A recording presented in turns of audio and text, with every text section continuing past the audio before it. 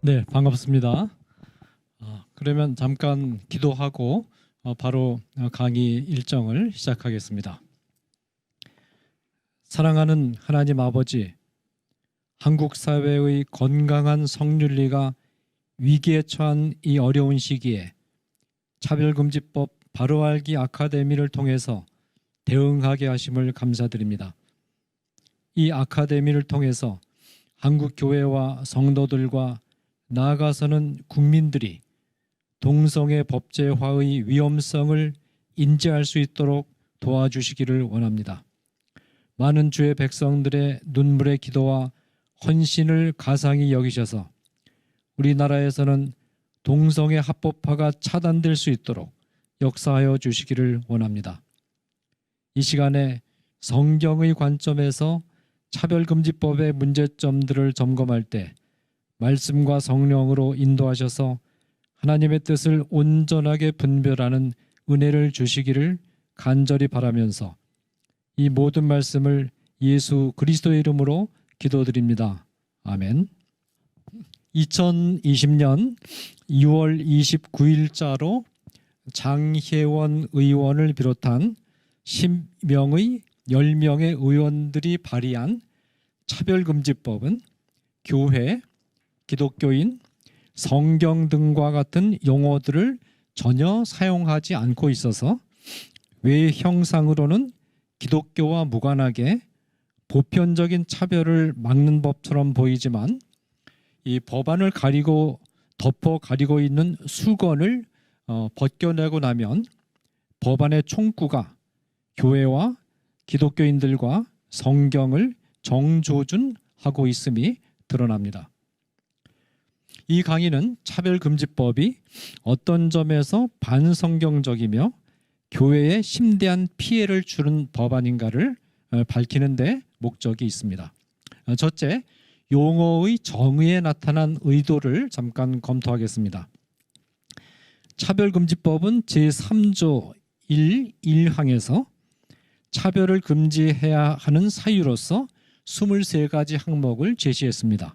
성별, 장애, 나이, 언어, 출신 국가, 출신 민족, 인종, 국적, 피부색, 출신 지역, 용모 등 신체 조건, 혼인 여부, 임신 또는 출산, 가족 및 가구의 형태와 상황, 종교, 사상 또는 정치적 의견, 형의 효력이 실효된 전과, 성적 지향, 성별 정체성, 학력, 고용 형태, 병력 또는 건강 상태, 사회적 신분입니다. 차별금지법은 제2조에서 정의에서 23가지 항목들 가운데 6개의 항목을 특별히 선정해서 그 의미를 설명하고 있는데 6개의 항목들 가운데 3개의 항목이 성에 관한 것입니다. 성별, 성적 지향, 성별 정체성. 나머지 3개의 항목은 서로 연관성이 없는 것들인 반면에 그 3개 항목은 장애, 출신 지역, 학력입니다. 성에 관한 3항목은 긴밀한 연관성을 지닌 항목입니다. 이 같은 배열은 다분히 의도적인 것입니다. 만일 차별금지법이 정말로 성의 문제에 집중된 법이 아니고 23개 항목 전체를 골고루 다루는 법이라면 용어를 정의하는 항목에서도 모든 항목들을 동등하게 다루어야만 합니다. 그러나 차별금지법은 17개의 항목에 대해서는 아예 정의조차 하지 않았고 3개의 항목은 한 번씩만 설명을 한 반면에 성에 관한 3개의 항목은 사실은 하나인데 3개로 나누어 가면서까지 상세하게 설명하고 있습니다. 또한 정의가 제시되어 있는 다른 3항목인 장애, 출신 지역, 학력은 내용에 있어서 새로운 것이 없습니다. 그러나 성에 관련된 3항목에 대한 정의의 내용은 완전히 새로운 것들입니다. 이 사실은 차별금지법이 새롭게 정의된 성 개념에 맞추어서 새로운 법을 만들겠다는 의도를 드러내는 것입니다. 자, 그런데 여기서 우리는 23가지 차별금지 항목에 종교, 사상 또는 정치적 의견이 포함되어 있다는 점에 추가로 주목해야 됩니다. 차별금지법은 명확히 동성애에 대한 비판을 금지하고 이성애자들에 대한 역차별을 조장하는 법임이 드러날 것입니다. 우리는 차별금지법이 법제화되면 종교비판금지법, 사상비판금지법, 정치적 의견 비판금지법이 줄줄이 등장할 것을 우려하고 있는데, 사실은 차별금지법 자체가 이미 종교비판금지법, 사상비판금지법, 정치적 의견 표명 금지법의 여지를 안고 있다, 그렇게 볼 수 있습니다. 둘째로 성별의 정의에 대해서 말씀드리겠습니다. 차별금지법은 제2조 정의 1항에서 성별을 이렇게 정의합니다. 성별이란 여성, 남성 그 외에 분류할 수 없는 성을 말한다. 차별금지법은 인간의 성별을 남성과 여성으로 정의해 오던 수천 년 이상 유지된 인류의 전통을 일거에 내던져버리고 성별을 남성, 여성 그리고 제3의 성으로 정의합니다. 분류할 수 없다는 말이 너무 종류가 많아서 분류 자체가 불가능하다는 말인지, 아니면 여성이나 남성이라는 범주에 집어넣을 수 없다는 말인지 알 수가 없습니다. 한 가지 분명한 것은 차별금지법은 남성과 여성 이외의 제3의 성 또는 성들을 인정하고 있다는 점입니다. 그러면 차별금지법은 남성이나 여성이 아닌 제3의 성을 어떤 근거에서 말하고 있는가? 그 근거는 차별금지법 제1조 정의 5항에 제시되어 있습니다. 이 항목은 성별 정체성을 다음과 같이 설명합니다. 자신의 성별에 관한 인식 혹은 표현을 말하며 자신이 인지하는 성과 타인이 인지하는 성이 일치하거나 불일치하는 상황을 포함한다. 첫째로, 차별금지법은 성별의 정체성을 인식, 표현, 인지에 의해서 결정되는 것으로 정의합니다. 이 말의 의미는 남자인가 아니면 여자인가는 생물학적인 인체 구조에 의해서 결정되는 것이 아니고 인간의 주관적인 인지에 의해서 결정된다는 것입니다. 이 말은 사람이 어떻게 생각하는가에 따라서 성 정체성이 결정된다는 말입니다. 둘째로, 차별금지법은 인간의 주관적 인지 능력을 절대화해서 인지의 결정은 절대적으로 옳은 것으로 전제하고 인지의 결정에 어떤 제약도 두지 않습니다. 제약을 받지 않는 인간의 인지는 무한하게 다양한 방향으로 전개될 수 있습니다. 상상은 자유입니다. 상상으로는 인간이 하늘을 날 수도 있고 달나라에 가서 생활할 수도 있고 자신이 남자있지만 자신을 여자로 상정할 수도 있고 남성도 아니고 여성도 아닌 중성으로 상정할 수도 있을 뿐만 아니라 중성 이외에도 제3, 4, 5 등의 다양한 성으로 규정할 수 있습니다. 차별금지법은 인지에 의해서 성별을 결정할 때 나타나는 하나의 예로서 자신이 인지하는 성과 타인이 인지하는 성이 다를 수 있음을 제시합니다. 자, 여기서 타인이 인지한 성이라는 것은 간단히 말하면 생물학적인 외형을 보고 성별을 결정하는 것을 뜻합니다. 왜냐하면 사람들은 다른 사람들이 머릿속에 어떤 생각이 들어앉아 있는지 그 사람의 인지가 무엇인지 알 길이 없습니다. 따라서 사람들은 성별을 결정할 때 생물학적인 외형을 보고 판단할 수밖에 없습니다. 생물학적으로 남성 생식기를 가지고 있으면 남자로 판단하고 여성 생식기를 가지고 있으면 여자로 판단합니다. 이런 판단이 수천 년 이상 인류가 지켜왔던 객관적인 성별 결정 방식이었고 이 방식에 대해서 인류는 보편적으로 합의해 왔으며 이 방식의 근거에서 흔들림이 없는 건강한 양성적 성질서와 성윤리가 구축되어 왔습니다. 타인이 인지한 성과 자신이 인지한 성이 다르다는 말은 생물학적으로는 남성인데 자기 자신은 다른 선고 여성으로 인지하거나 아니면 남성성과 여성성을 동시에 갖춘 자웅동체적이고 양성적인 존재 등으로 인식한다는 것입니다. 이처럼 생물학적인 성과 다르게 자신의 성별을 주관적 인지에 근거해서 주장할 때 이 주장에 어떤 제한도 가하지 말고 윤리적인 차원에서뿐만 아니라 법적 차원에서도 인정해 주어야 한다라는 것이 차별금지법이 말하고자 하는 것입니다. 그러면 이와 같은 차별금지법의 성인지적 성별관에 대해서 기독교인들은 어떻게 평가해야 되는가? 성별에 관하여 말하고 있는 성경 본문은 창세기 1장 27절과 28절입니다. 이 본문을 창세기 2장 24절을 참고로 하면서 볼 필요가 있습니다. 자, 창세기 1장 27절과 28절은 이렇게 말합니다. 하나님이 자기 형상 곧 하나님의 형상으로 사람을 창조하시되 남자와 여자로 창조하시고 하나님이 그들에게 복을 주시며 하나님이 그들에게 이르시되 생육하고 번성하여 땅에 충만하라 땅을 정복하라 바다의 물고기와 하늘의 새와 땅에 움직이는 모든 생물을 다스리라 하시니라. 창세기 2장 24절은 또 이렇게 말합니다.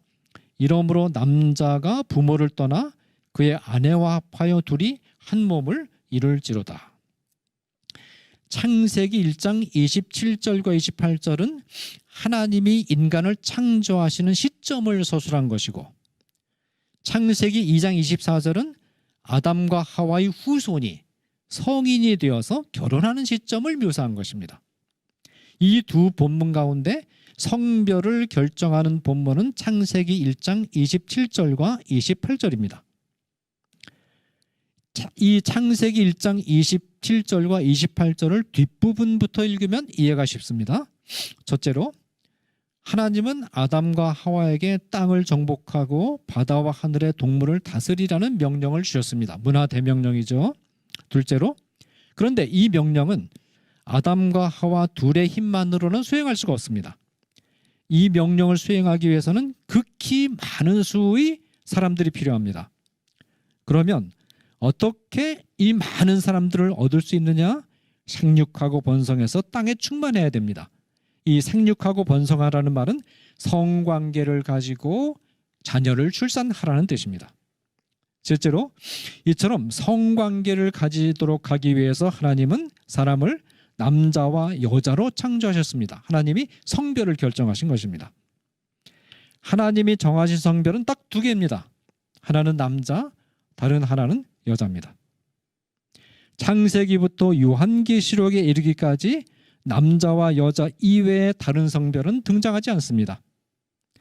남성과 여성 이외의 다른 모든 형태의 성별이 있다고 주장하는 것은 성경이 정한 질서를 거스르는 것입니다.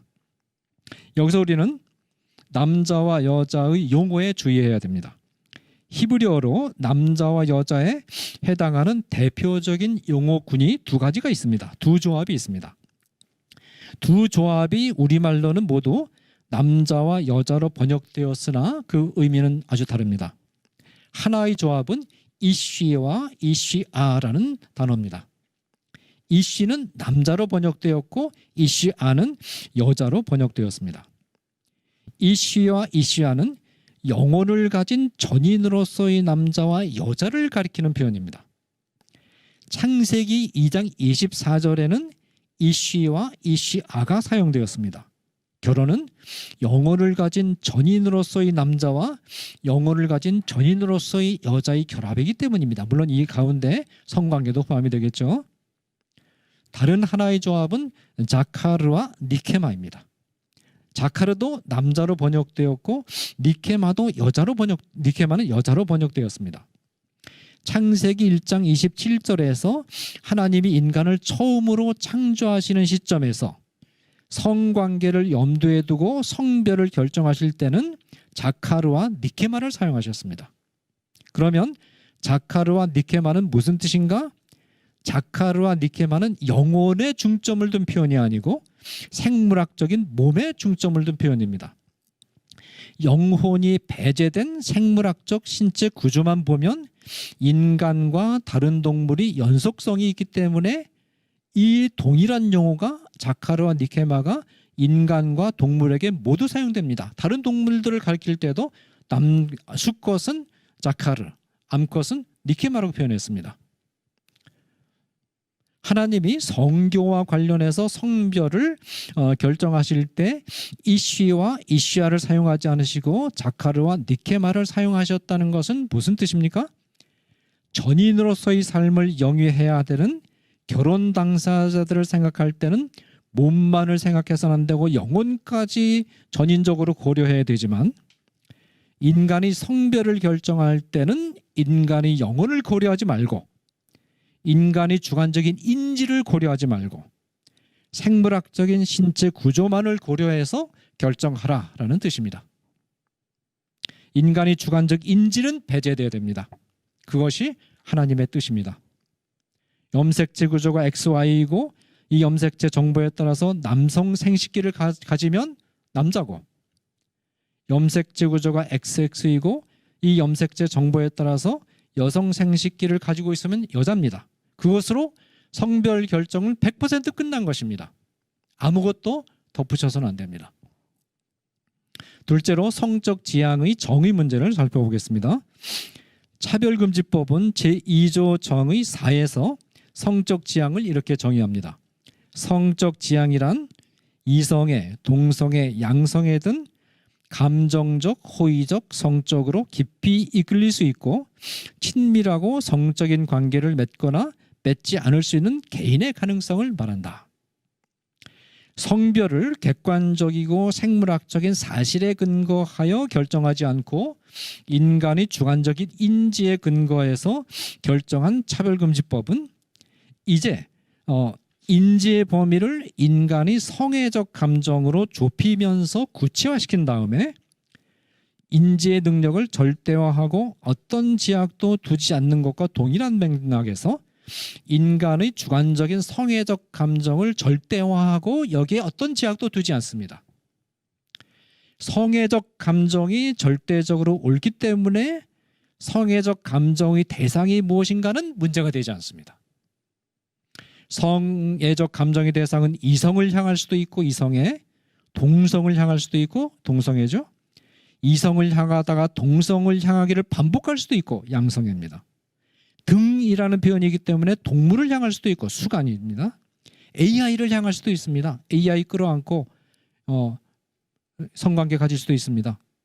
무엇을 향하든 문제가 되지 않는다. 한마디로 말해서 성욕을 윤리적인 규제로부터 해방시키라. 좀 더 구체적으로 말하면 이성애적 규제로부터 해방시키라는 것입니다. 이와 같은 발상의 먼 배경에는 지그문트 프로이드의 해방적 성심리학이 숨어 있습니다. 프로이드는 인간에게는 성적인 욕망이 원초적 본능으로 주어져 있으며 원초적 본능으로서의 성적인 욕망은 신의 계명이나 윤리적 규제나 이성이나 의지로 통제가 불가능하고 또 통제해서는 안 된다고 주장했습니다. 프로이드 자신이 사실은 성적으로 굉장히 문란한 그런 사람이었습니다. 왜냐하면 원초적 본능 그 자체가 절대적으로 선한 것이기 때문이라는 겁니다. 모든 인간과 사회의 문제는 원초적 본능을 억제하는 데서 발생하는 것이므로 모든 규제로부터 원초적 본능으로서의 성적인 욕망을 해방시켜서 자유롭게 욕망을 추구하도록 허용하면 모든 인간과 사회의 문제는 해결될 수 있다. 그것이 프로이드의 주장입니다. 결국 프로이드의 성해방 개념이 의도하는 것은 엄격한 이성애적 규범을 견지하고 있는 정통 기독교의 성윤리를 해체시키고자 하는 것입니다. 결국 차별금지법의 성적 지향의 정의가 말하고자 하는 것은 동성 간의 성교는 윤리적으로나 법적으로 정당한 행위다라는 것입니다. 동성애가 정당하면 양성애는 당연히 정당화됩니다. 양성애는 이성을 대상으로 한 성교와 동성을 대상으로 한 정교를 모두 포함하는 관행이기 때문입니다. 그러나 성경은 차별금지법의 취지와는 달리 레위기 18장 22절과 20장 13절에서 동성애를 명확하게 금지시키고 있습니다. 자, 레위기 18장 22절은 이렇게 말합니다. 이것은 굉장히 중요한 본문입니다. 너는 여자와 동침함 같이 남자와 동침하지 말라. 이는 가증한 일이니라. 레위기 20장 13절은 이렇게 말합니다. 누구든지 여인과 동침하듯 남자와 동침하면 둘 다 가증한 일을 행함인즉 반드시 죽일지니 자기의 피가 자기에게로 돌아가리라. 자, 이 본문이 지닌 몇 가지 중요한 특징들은 너는 여자와 동침함 같이 남자와 동침하지 말라는 명령이 시대와 장소를 넘어서서 모든 기독교인들이 준수해야 될 보편적이고 절대적인 도덕적 명령임을 말합니다. 첫째로 이 명령은 가원 명령의 형태가 아니라 정원 명령의 형태로 서술되어 있습니다. 가원 명령이라는 것은 일정한 조건을 설정하고 그 조건 안에서 행할 것을 명령하는 서술법입니다. 예를 들어서 신명기 24장 5절에 보면 이런 명령이 나옵니다. 사람이 새로이 아내를 맞이하였으면 그를 군대로 보내지 말 것이요.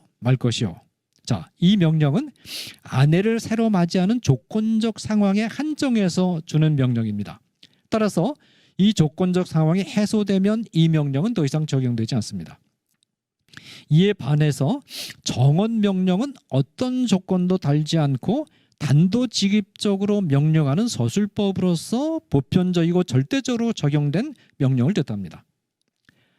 내 마음을 다하고 목숨을 다하고 뜻을 다하여 너희 하나님을 사랑하라. 정원 명령입니다. 내 이웃을 내 자신같이 사랑하라. 이것도 정원 명령입니다.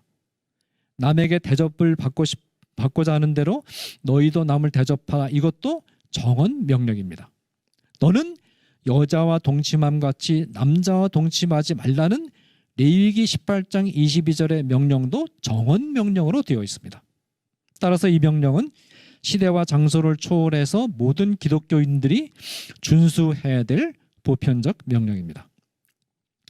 레위기 18장 22절은 남성 간에 이루어진 성교를 금지하고 있는데 계시기관인 바울은 레위기 18장 22절의 명령에 보편적이고 도덕법적인 지위를 받아들이면서 이 명령이 남성 간의 성교뿐만 아니라 여성 간의 성교도 금지하는 것으로 확대해서 적용했습니다. 바울이 로마서 1장 24절과 26절 27절에서 레위기 18장 22절을 기반으로 해서 서술하고 있다는 사실은 두 가지 점에서 확인이 됩니다. 첫째로 바울이 동성 간에 이루어지는 성교를 부끄러운 일, 아스케모수네라고 표현했는데 이 표현은 구약 히브리 성경인 마소라 본문을 헬라어로 번역한 70인역에서 레위기 18장 6절에서 19절, 20장 11절, 17절에서 21절에 24번 사용된 하체, 이 에루아라는 히브리어인데 이 하체는 은밀한 부분, 성기가 있는 부분이라는 뜻입니다. 하체를 번역할 때 사용한 바로 그 용어입니다. 둘째로 바울이 로마서 1장 24절에 동성 간의 성교를 더러움, 아카타르시아라고 표현했는데 이 표현도 70인역은 이제 구약 성경 히브리어 마소라 본문을 헬라어로 번역한 성경입니다. 레위기 18장 19절과 20장 25절에 있는 더러움이라는 에 해당되는 따메라는 히브리어를 헬라어로 번역할 때 사용한 용어입니다. 자, 레위기의 금령은 남성 간의 성교가 어떤 동기에 의해서 행해졌는가를 고려하지 않고 어떤 결과를 초래했는가도 고려하지 않습니다. 정원 명령이기 때문입니다. 레위기의 금령은 어떤 동기에 의해서 행해졌든 어떤 결과를 초래했든 모든 유형의 남성 간에 이루어진 성교를 조건 없이 금지하는 명령입니다.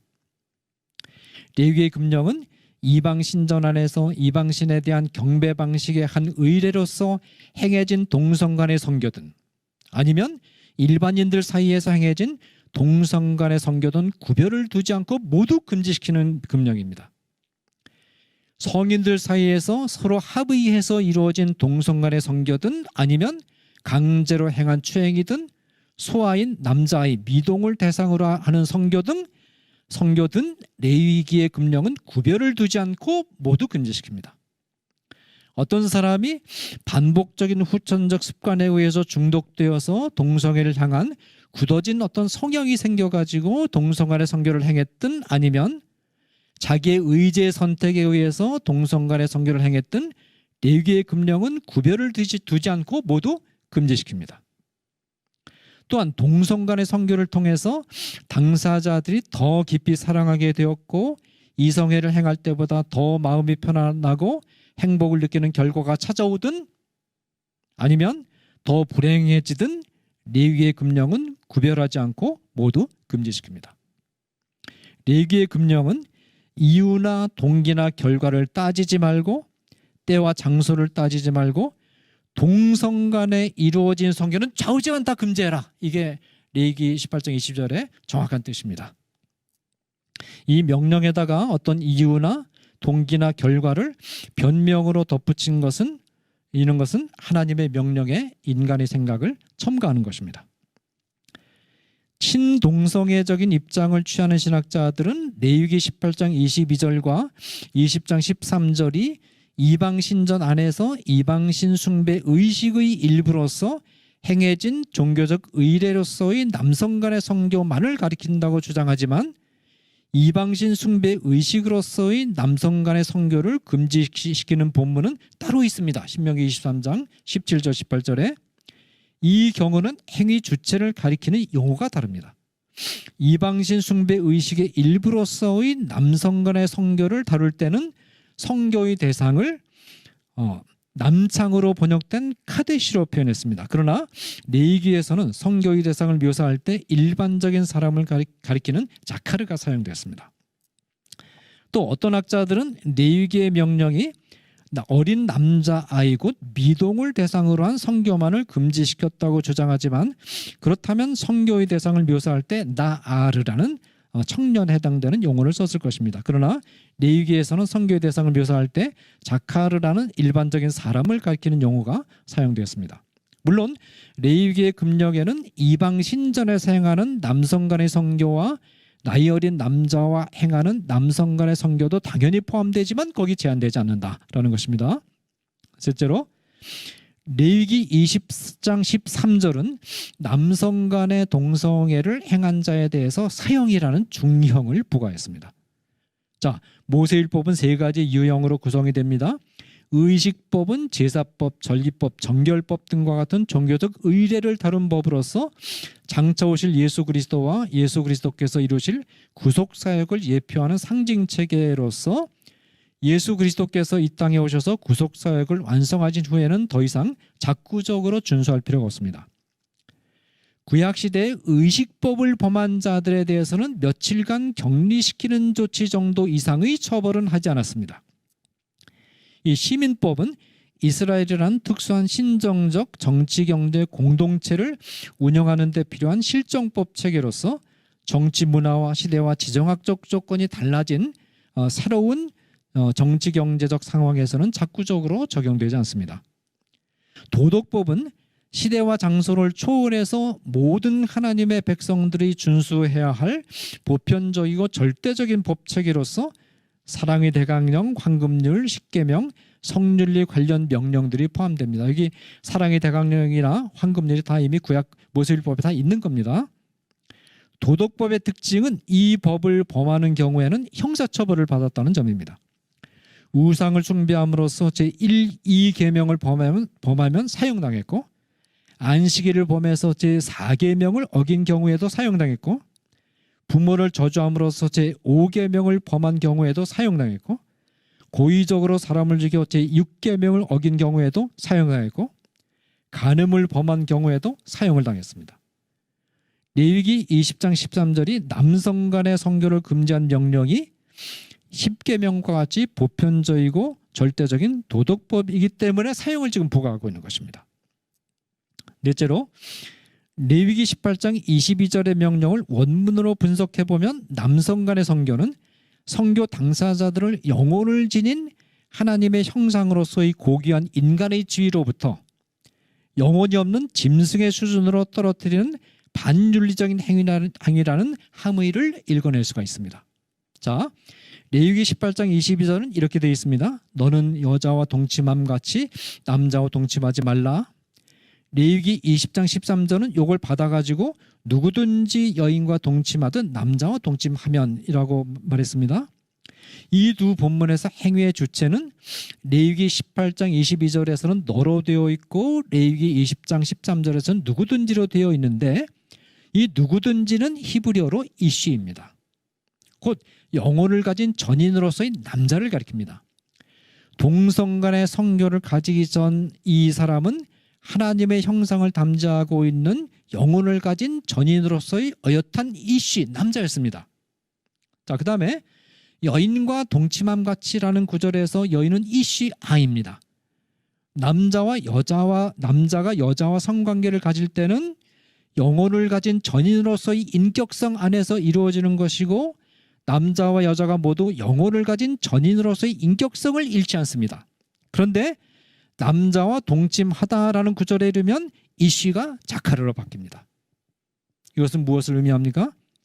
자카르는 영혼이 없는 다른 짐승을 가리킬 때도 사용하는 용어입니다. 영혼을 가진 전인으로서의 인간이 남성 간의 성교에 들어가는 순간 영혼이 없는 짐승과 같은 상태로 상대방을 추락시키고 본인도 추락된다. 그런 뜻입니다. 자, 그 다음에 네 번째로 동성애자는 사회적 약자인가를 검토하겠습니다.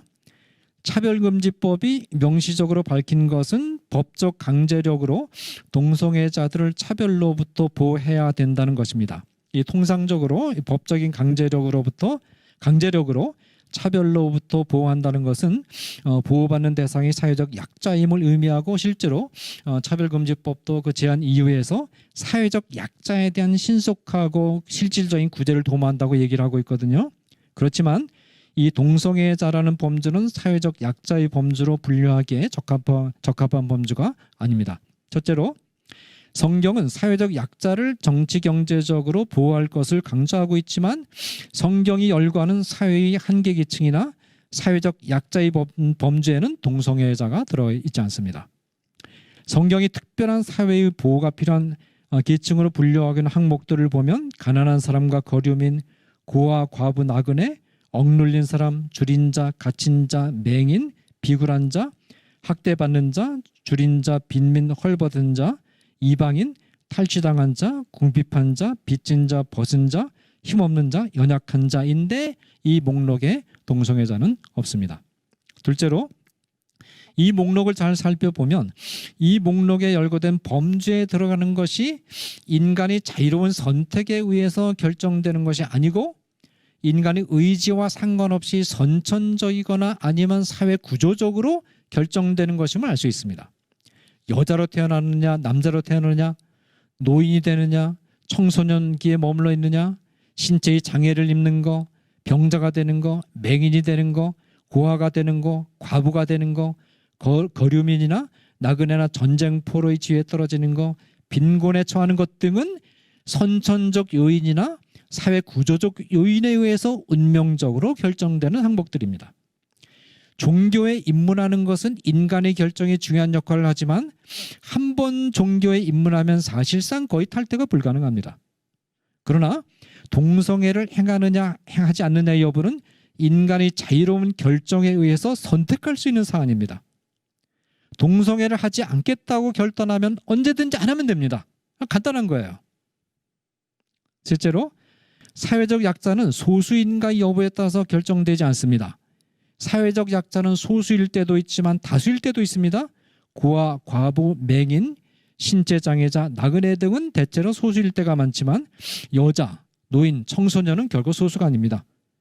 특정한 종교를 신봉하는 자는 소수일 때도 있지만 다수일 때도 있습니다. 경제적으로 빈곤한 자는 역사적으로 볼 때 항상 다수였습니다. 넷째로 동성애자는 어느 한 계층으로 묶을 수가 없습니다. 동성애자들은 성별, 신분, 학력, 경제 수준, 국적, 인종 등을 불문하고 사회의 전 계층에 골고루 분포되어 있습니다. 다섯째로 성경의 사회적 약자의 목록에는 비윤리적인 행위를 하는 자들의 집단은 포함되어 있지 않다라는 것입니다. 자, 그다음에 네 번째로 고용과 입학의 문제를 잠깐 검토하겠습니다. 차별금지법은 제3조 가항에서 모집과 채용을 포함하는 고용에 있어서의 차별을 금지시키고 있습니다. 또한 제10조에서 성별 등을 이유로 모집 채용의 기회를 주지 아니하거나 제한하는 행위, 배제나 제한하는 행위, 성별 등의 정보를 제시 요구하거나 평가 기준으로 하는 행위들을 금지하고 있고, 또한 근로계약상의 차별, 근로 조건, 임금, 배치, 승진, 해고나 퇴직 등을 금지하고 있습니다. 특히 고용 형태는 직업의 종류를 불문하고 임금을 목적으로 하는 근로 형태. 자, 이거 중요합니다. 로 정의하고 있고, 또 근로자는 직업의 종류를 불문하고 임금을 목적으로 근로를 제공하는 자로 정의합니다. 자, 이 기독교 교육기관과 신학교의 교수는 당연히 이 범죄에 들어가고, 사례금을 받고 교회를 섬기는 목사, 강도사, 전도사 등과 같은 교육자들도 이 범죄에 당연히 들어갑니다.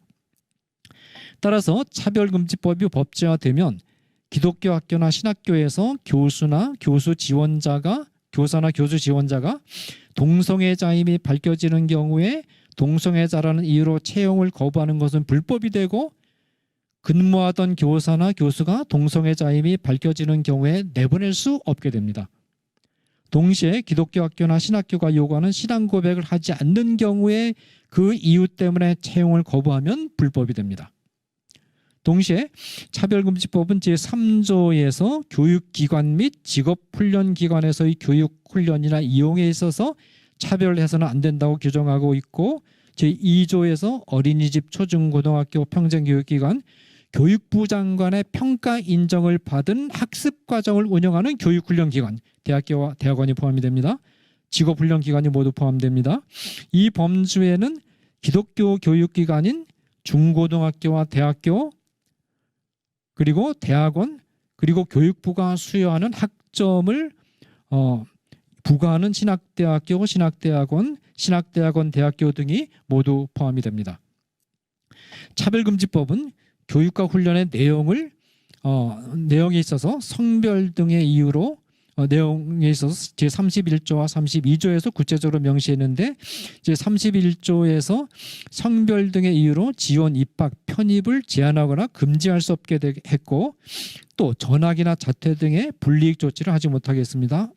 이 규정에 따르면 동성애자임이 밝혀졌다 하더라도 동성애자라는 이유로 입학을 거부할 수 없도록 했습니다.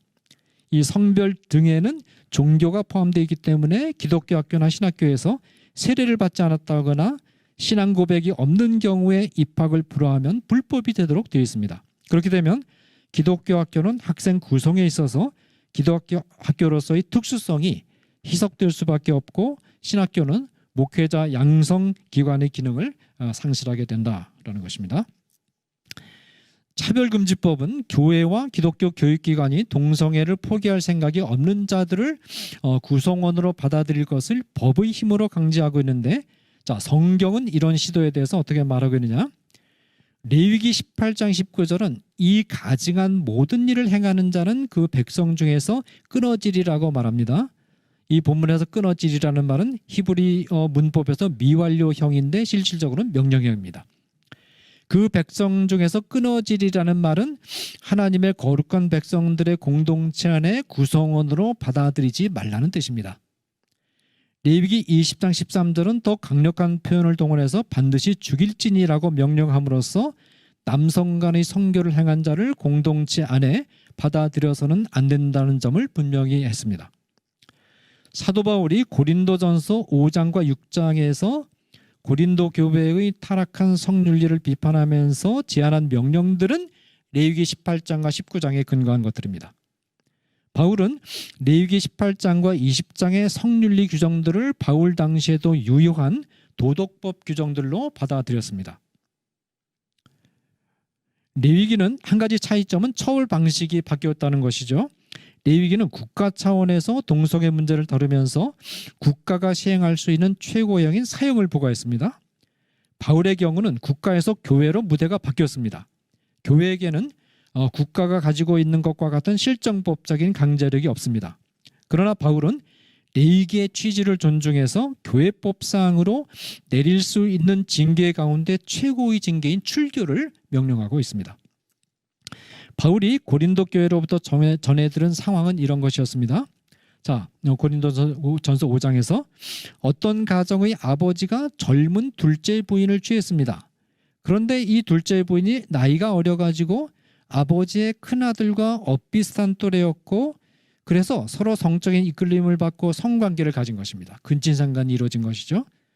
바울은 이 근친상간의 소식을 전해 듣고 이 아들을 너희 중에서 쫓아내지 않은 것을 책망을 했습니다. 바울은 음행하는 자들과 사귀지 말고 내쫓으라고 명령을 합니다. 바울이 음행을 말할 때는 고린도전서 6장 9절에 분명히 밝힌 것처럼 동성간의 성교를 행한 자가 포함되어 있습니다. 고린도전서 6장 9절에 등장한 탐색하는 자 말라코이는 남성간의 성교에서 수동적인 역할을 하는 자를 가리키고, 남색하는 자 아르젠코이타이는 능동적인 역할을 하는 자를 가리키는데, 아르젠코이타이는 바울이 레위기 18장 22절과 20장 13절을 염두에 두고 있었음을 보여줍니다. 이 단어는 레위기 18장 22절과 20장 13절에 있는 남자, 동침하는 요 두 단어를 70인역에서 헬라어로 번역할 때 사용한 두 개의 단어, 남자 아르젠 그리고 눕다는 카마온데 요 두 개를 합성해서 만든 신조어가 바로 아르젠코이타입니다. 그러니까 이것은 바울이 레위기의 명령을 염두에 두고 지금 고린도전서 5장 6장을 쓰고 있다 하는 것을 보여주는 것입니다. 교회와 기독교학교는 어떤 잘못된 습관이나 환경적 원인 등으로 인해서 우발적으로 동성애에 빠져들었다가 동성애로부터 헤어나오려고 노력하는 동성애자들을 그리스도의 사랑으로 도와서 동성애의 늪으로부터 벗어나도록 돕는다는 관점에서 동성애자들을 교회나 학교 안에 받아들일 수 있습니다.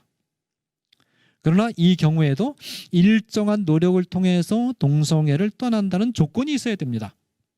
끝내 동성애를 떠나지 않거나 동성애는 이성애와 동등한 성적 취향이라고 확신하고 동성애를 아무런 양심의 가책이 없이 행하면서 교회나 학교 안에 동성애자들이 차지할 수 있는 자리를 확보해 줄 것을 요청하는 경우에는 단호하게 거부하고, 기독교 학교에서는 징계를 해야 되며 교회에서는 출교를 해야 됩니다. 하물며 교회나 기독교 학교는 동성애를 지지하고 동성애를 행하는 자를 지도자로 받아들여서는 안 될 것입니다. 이제 마지막으로 동성애에 대한 혐오 표현 금지에 대해서 말씀드리겠습니다.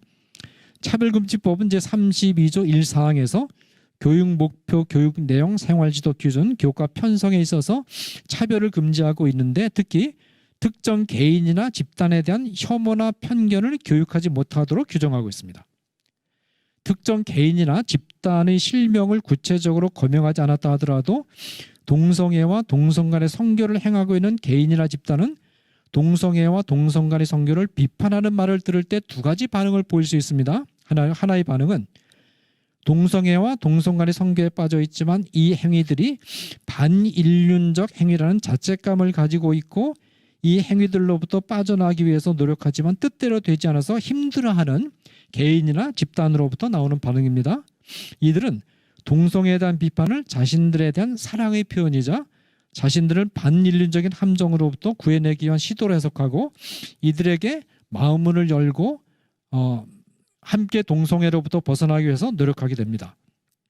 다른 하나의 반응은 동성애를 정상적인 성적 지향으로 간주하고 동성애와 동성 간의 성교를 아무런 윤리적인 가책이 없이 행하는 개인이나 집단으로부터 나오는 반응인데, 이들은 동성애 그 자체에 대한 비판을 들을 때 정신적인 고통을 받게 되며 적대적이거나 모욕적인 환경에 처해 있다고 느끼게 됩니다.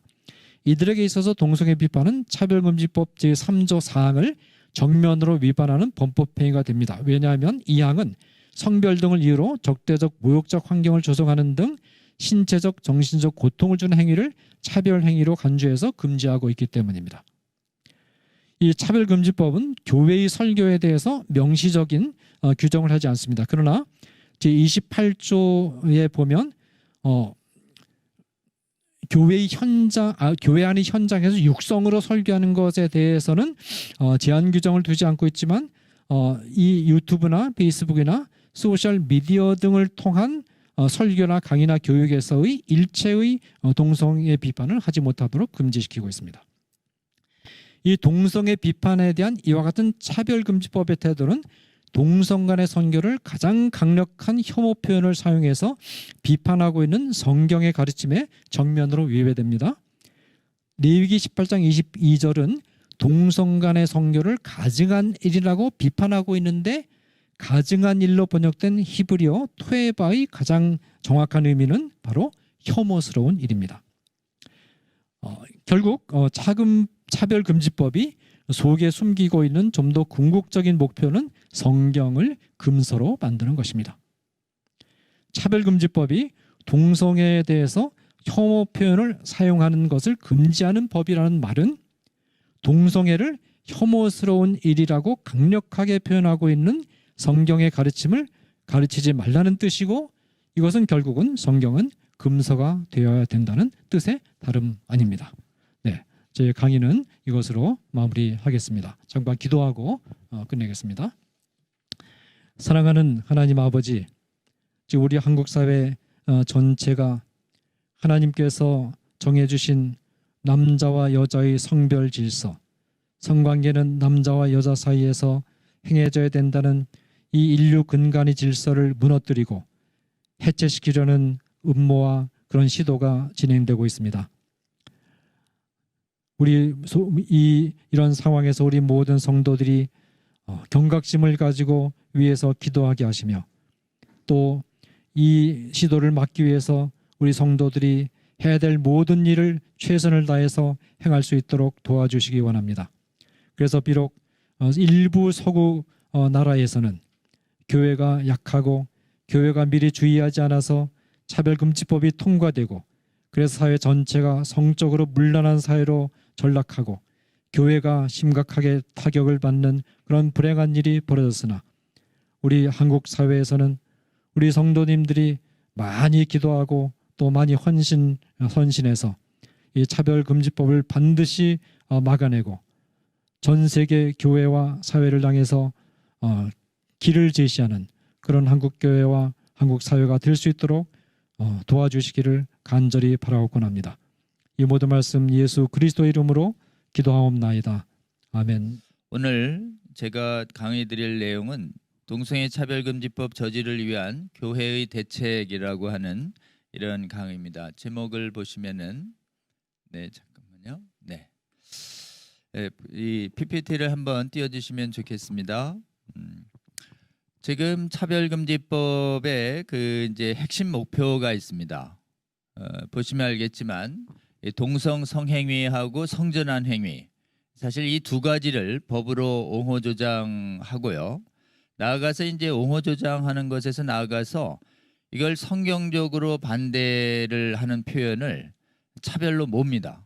아까 말씀하신 것처럼 이제 악에 대한 혐오 표현을 법 위반으로 몰아서 이런 성경적인 진리를 가르치고 표현하는 걸 금지시키는 게 사실 핵심 목표입니다.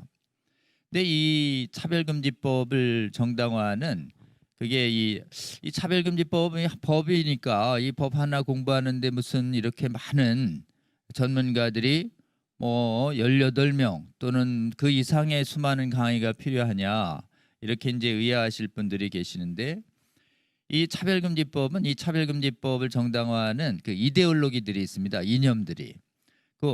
이 이념의 구현수단으로서 이 차별금지법이 나온 것이에요.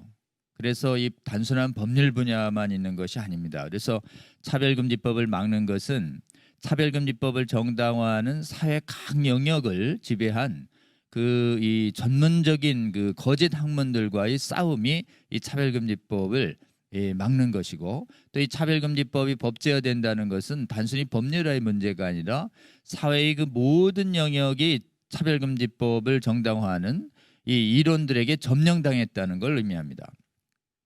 이 차별금지법을 추진하고 있는 전 세계의 혁명의 이름을 지금 학자들은 뭐라고 부르고 있느냐 하면 세계적 성혁명으로 부르고 있습니다. 이 글로벌 섹슈얼 레볼루션이라고 지금 전 세계에서 지금 일어나고 있는 이 차별금지법 제정은 글로벌 섹슈얼 레볼루션의 과정에 있다라고 보셔야 됩니다. 그리고 이 세계적인 성혁명을 정당화하는 학문들, 그러니까 동성애를 정당화하고 성전환을 정당화하는 이런 학문들이 있는데, 우리 말씀해 주신 건 정신분석학이라는 의학의 굉장히 한 분야가 있습니다. 그리고 성과학이라고 하는 부분이 있어요. 또 심리학이라는 부분이 있는데, 이 부분 때문에 저희가 이번에 강의에서 정신분석학권이자 민성길 교수님 모셨고, 또 성과학에 대해서 좀 설명하실 수 있도록 또 김지연 약사나 또는 염한섭 원장 같은 의료 전문가를 모셨습니다. 그리고는 사실은 현재 또 사회과학의 측면에서 이른바 지금 사회과학, 사회학, 여성학 이런 부분에서 또 동성애 정당화 학문들이 많습니다. 그래서 이 부분에 관해선 사실 우리 쪽에 더 강사님들이 육성돼야 합니다. 저희가 이번 시즌 1에서는 우리 여성학권위자인 현숙경 교수님 모셨지만 더 많이 좋은 강사님들 발굴해서 또 여러분에게 사회과학적 측면에서의 이 차별금지법의 위험성에 대한 강의도 준비하도록 하겠습니다. 그리고 무엇보다도 수많은 언어 조작을 통해서 동성애를 정당화하는 언어들을 만들어내고 그 언어들을 법률에 넣어놓습니다. 대표적으로는 성별 정체성, 젠더라는 개념, 성소수자라는 개념, 그 다음에 사회적 약자라는 개념, 이런 것들이 또 성적 지향, 이런 부분들이 곳곳에서 동성애를 또는 성전환을 법제화를 정당화하는 수많은 용어들이 만들어지고 있습니다. 그 용어를 무심코 쓸 때 우리가 동성애 정당화 이론에 흡수하게 되는 결과가 있습니다. 이 언어학의 부분에 대해서도 전문 강사님이 나와주시기를 바라고 있고, 이번에는 여성학과 언어학 둘 다의 관점에서는 현숙경 교수님께서, 그리고 무엇보다도 지금 법률 분야에서 나섰기 때문에 이제 이번에는 시급하게 이 법률 쪽의 강사님들이 좀 많이 배치를 했습니다. 그래서 이 법학의 측면에서는 헌법학의 이론가인 음선필 교수님하고 헌법의 실무가인 1호 강사인 안창호 대법관님이 재판관님이 강의를 했고, 또 실무적으로 이 동성애 반대 운동을 오래 해온 실무 법률가 입장에선 저와 지영준 변호사가 좀 담당을 하기로 했고, 또 이 차별금지법의 해외의 사례에 관한 실태에 대해서는 외국 변호사인 전윤성 변호사와 그 다음에 형법 학자이신 이상현 교수님께서 이 부분을 맡아주시기로 했습니다. 그리고 각종 문화와 기업 이런 부분 측에서는 우리 기업에 있어서의 부분에 있어서 한정화 중소기업 전 청장님, 장로님을 좀 강사로 준비했고, 또 퀴어 신학에 대해선 우리 이상원 교수님, 그리고 이 부분을 목회적 관점에서 기도운동의 관점에서 시민운동의 관점에서 풀어내기 위해서 길원평 교수님, 박한수 목사님, 이용희 교수님 같은 분들을 저희가 강사진으로 모셨고, 특별히 전반적인 사상의 측면에서 이 부분이 얼마나 위험한지에 대해서는 우리 김승규 장로님을 강사로 모셔서 지금 당초의 강의는 8회로 하려고 했는데 한 강의 더 연기돼서 9회 강의로 연결되도록 저희 어쨌든요, 지금 왜 차바 강좌의 강사진이 이렇게 포진됐는가를 여러분에게 설명드리기 위해서 그렇습니다. 이 방송 보시는 성도님들과 국민 여러분들께서는 야, 이게 차별금지법 법조문만 알아서 되는 것이 아니구나, 이 법조문을 뒷받침하고 있는 사회의 각 영역에 전문 학문들까지 반성경성과 반국가성을, 위험성을 인식하는 것이 우리가 차별금지법을 바로 아는 것에 공부할 분야구나, 이걸 좀 인식해 주시기 위해서, 아니 뭐 대학도 아닌데 이렇게 많은 강의를 해, 이렇게 생각하시는 분들이 있을까 봐 제가 좀 설명을 올리게 됐습니다. 여러분, 저희가 이 각 분야에서의 강의는 사실은 1시간 정도만 준비됐는데요, 각 강사마다 그 강의가 각 강사님마다 또 사실은 몇 시간씩을 또 풀어내야 할 정도로 사실은 내용과 깊이가 있습니다. 그래서 우리 일반적으로는 성도님들께서는 위험성을 인식하고 이거를 속지 않을 정도는 인식하시면 되겠지만, 또 이 방송을 바라보고 계시는 목회자님들과 각 분야의 평신도 중에 이 전문 학문의 영역에서 종사하시는 성도 여러분, 여러분 잘 아실 것입니다. 여러분이 종사하시는 전문 영역에서 얼마나 동성애 정당화 이론이 점령하고 있는지를, 그래서 그 분야에서 성경에 기해서 동성애를 반대를 하려고 할 때 그 분야에서 얼마나 사실은 지성계나 학문계에서 고립을 각오하고 조롱을 각오해야 하는지 저희들은 충분히 짐작을 할 수 있습니다. 그러나 여러분, 지금 이 시대는 이 차별금지법을 막기 위해서는 법만 막아서 되는 것이 아니라 이 법을 뒷받침하고 있는 학문이 법을, 정당성을 이렇게 뒷받침하고 있는 지지대이기 때문에 그 전문 학문을 쓰러뜨려야 합니다. 그래서 그 전문 학문을 쓰러뜨리기 위해서는 우리 목회자님들뿐만 아니라 지금 제가 언급한 동성애 정당화 이데올로기, 성혁명을 정당화하는 이데올로기의 각 영역에서 평신도의 사역자들이 일어나서 그곳을 지배하고 있는 거짓 학문들과 맞서는 학술 활동이 일어나야 합니다. 복음적 학술 활동이 일어나야 하는 것입니다. 조롱을 받아도 복음적 학술 활동을 전개해야 할 때가 지금이라고 저는 굳게 믿습니다. 그래서 이 차별금지법 바로 알기 아카데미의 강의와 내용은 사실은 아주 기초입니다. 이 기초를 기초로 해서 여러분께서 그 학문 분야에서 동성애 정당화의 지배적인 거짓 학문군과 맞서서 복음적인 전문성을 드러내는데 이 거룩한 사역에 동참해 주시기를 이 기회를 들어서 부탁드리고 싶습니다. 법률 분야에서 이게 구현된 것이 인권법학 차별금지 법리론입니다. 그래서 저는 오늘 제 강의는 이 법학 분야에서의 차별금지 법리가 무엇인지 설명드리고 이 법리의 핵심 내용이 얼마나 반성경적이고 반국가적이고 실제로 잘못된 것인지 간략하게 한번 설명드리도록 이렇게 하겠습니다. 차별금지법의 핵심 이론은 악에 대한 성경적 반대 표현, 이걸 혐오 표현으로 봅니다. 악에 대한 성경적 반대 표현을 금지시키는 이론입니다. 그래서 먼저 차별금지라고 하는 이 용어부터 여러분에게 좀 풀어드리겠습니다. 이 성경에서는 차별금지가 사람에 대한 차별금지라는 말이 성경에 나옵니다. 그래서 기독교인들 그럼 차별하자는 거냐라고 얘기할 때 여러분 대답 안 하고 말문이 막히지 마시고 우리는 성경에 의해서 차별을 반대한다 이렇게 당당히 얘기해 줘야 합니다. 제가 여기 지금 성경을 좀 언급을 해놨어요. 여러분이 차별이라는 말을 성경을 치면 저런 성경 문구가 뜹니다. 로마서도 뜨고 골로새서도 뜨고 야고보서도 떠요.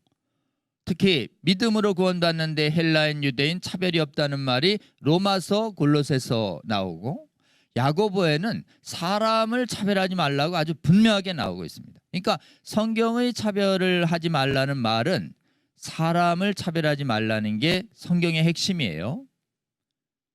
그리고 성경은 사람은 차별하지 않지만 인간의 행동은 철저하게 나눕니다. 선인지 악인지 거룩한지 아닌지 경건한 건지 불경건한 것인지 정의로운 것인지 불의한 것인지 행위는 철저히 구별 배제 차별합니다. 이 행위를 차별하는 걸 차별이라고 안 하고 이거를 구별이다, 분별이다 이렇게 용어를 분리해서 씁니다.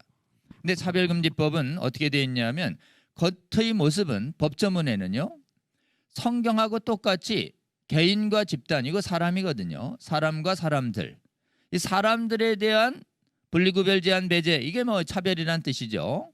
이걸 못하도록 법 3조는 그렇게 돼 있습니다. 성경하고 법조문은 똑같아요. 그런데 실제는요, 법조문의 실제는, 법의 실체는 조문에 있는 게 아닙니다. 법의 실체는 실제 해석 적용에 있어요. 실제 해석 적용은 어떻게 하냐면 차별금지 사유가 23가지 있는데 그중에서 지금 반성경적인 문제가 되는 것은 동성애를 의미하는 성적 지향, 성전환을 의미하는 성별과 그다음에 성별 정체성 개념, 그 이외에 확대 해석하고 있는 게 사상과 종교인데요. 이 부분들에 대해서 성경에 기해서 비난하고 반대하는 혐오를 동성애자 또는 성전환자 또는 사상신봉자, 종교신봉자에 대한 비난 혐오한 것으로 똑같이 봐요. 다시요. 행위 비난을 행위자 비난과 동일시한다. 여기가 이 차별금지 법리에 아주 숨겨진 무서운 의도입니다. 자, 이 법리는 그러면 일반적으로 해석도 법 해석도 그렇게 하냐? 절대 그렇지 않습니다. 이 차별금지법만 그렇게 해석하는 것이에요. 일반적으로 법은 어떻게 해석하냐면 행위 반대와 행위자 반대는 전혀 다르게 봐요. 그래서 우리가 이제 말로다가 범죄하는 것 중에 하나가 사람에 대한 명예훼손과 모욕이 있는데요. 이 명예훼손과 모욕은요, 사람을 적시해야 됩니다. 저 사람은요, 또는 저 사람들은요, 뭘 해가지고요, 실제로는 뭐 또 옛날에 뭘 했대요, 뭐 과거에 범죄를 했대요, 과거에 뭐 간통을 했대요, 이렇게 사실을 말해서 명예훼손을 하는 건 그건 실정법 위반이에요. 그리고 모욕도요, 사람을 특별히 해서 아유 그 사람들은 뭐 이를테면 쓰레기 같은 사람이야, 이렇게 모욕적인 표현을 했을 때 이게 모욕죄가 되는 거예요. 그러니까 행위자를, 사람을 특정해서 했을 때, 그러니까 성경하고 원리가 같죠. 그런데 일반적인 법리에는 행위는요, 의견 표현으로 봐요. 행위. 간통에 대해서 난 어떻게 생각한다. 또 저 사람의 뭐 도둑질에 대해서는 어떻게 생각한다. 또는 동성애에 대해서 어떻게 생각한다. 이런 것들은 전부 뭐예요? 의견 표현으로 봅니다.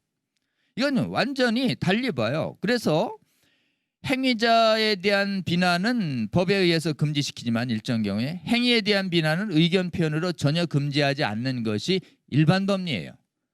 이 일반 법리와 차별금지 법리는 완전히 다르게 하는 것이죠.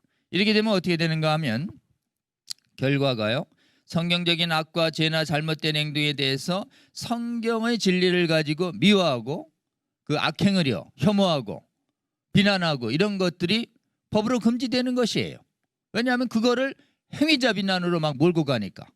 그러니까 결과적으로 어떻게 되느냐, 동성애 비난은 동성애자 비난, 성전환 비난은 성전환자 비난, 사이비 이단 비난은 사이비 이단 신자 비난, 공산주의 주체사상 비난은 공산주의자 주체사상 신봉자 비난, 뭐 이런 식으로 막 사람을 몰고 가는 이론이 이 차별금지법의 핵심 법리다.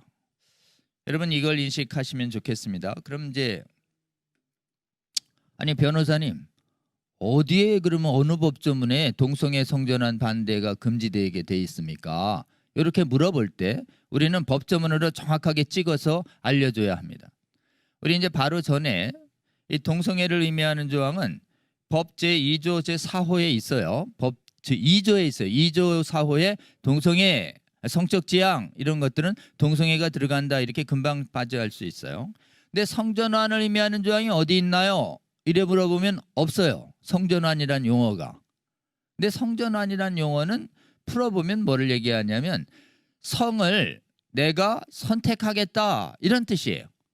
아까 얘기한 우리 교수님이 얘기한 인간의 그 인지를 가지고 성을 결정하겠다, 이런 의미니까 결과적으로 어떻게 나오냐면 남자 여자 이외에 분류할 수 없는 성이라는 거라든지 성별에 관한 자기인식, 타인인지성과 불일치, 요 2조의 1호 3호라는 이 조항이 성전환을 의미하는 조항이다, 이렇게 보시면 됩니다.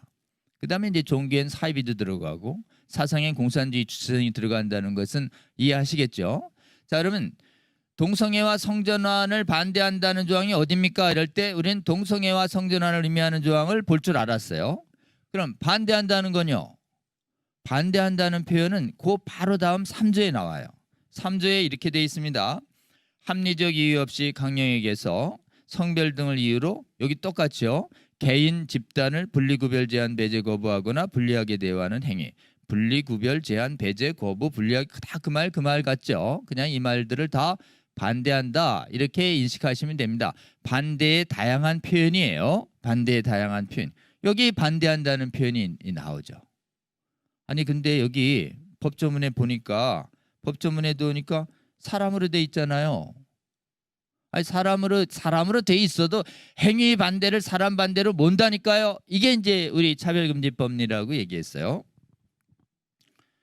아니 변호사님, 아니 법조문에 멀쩡하게 사람으로 돼 있는데 해석을 그렇게 한다고 뭘 근거로 얘기하시는 거죠?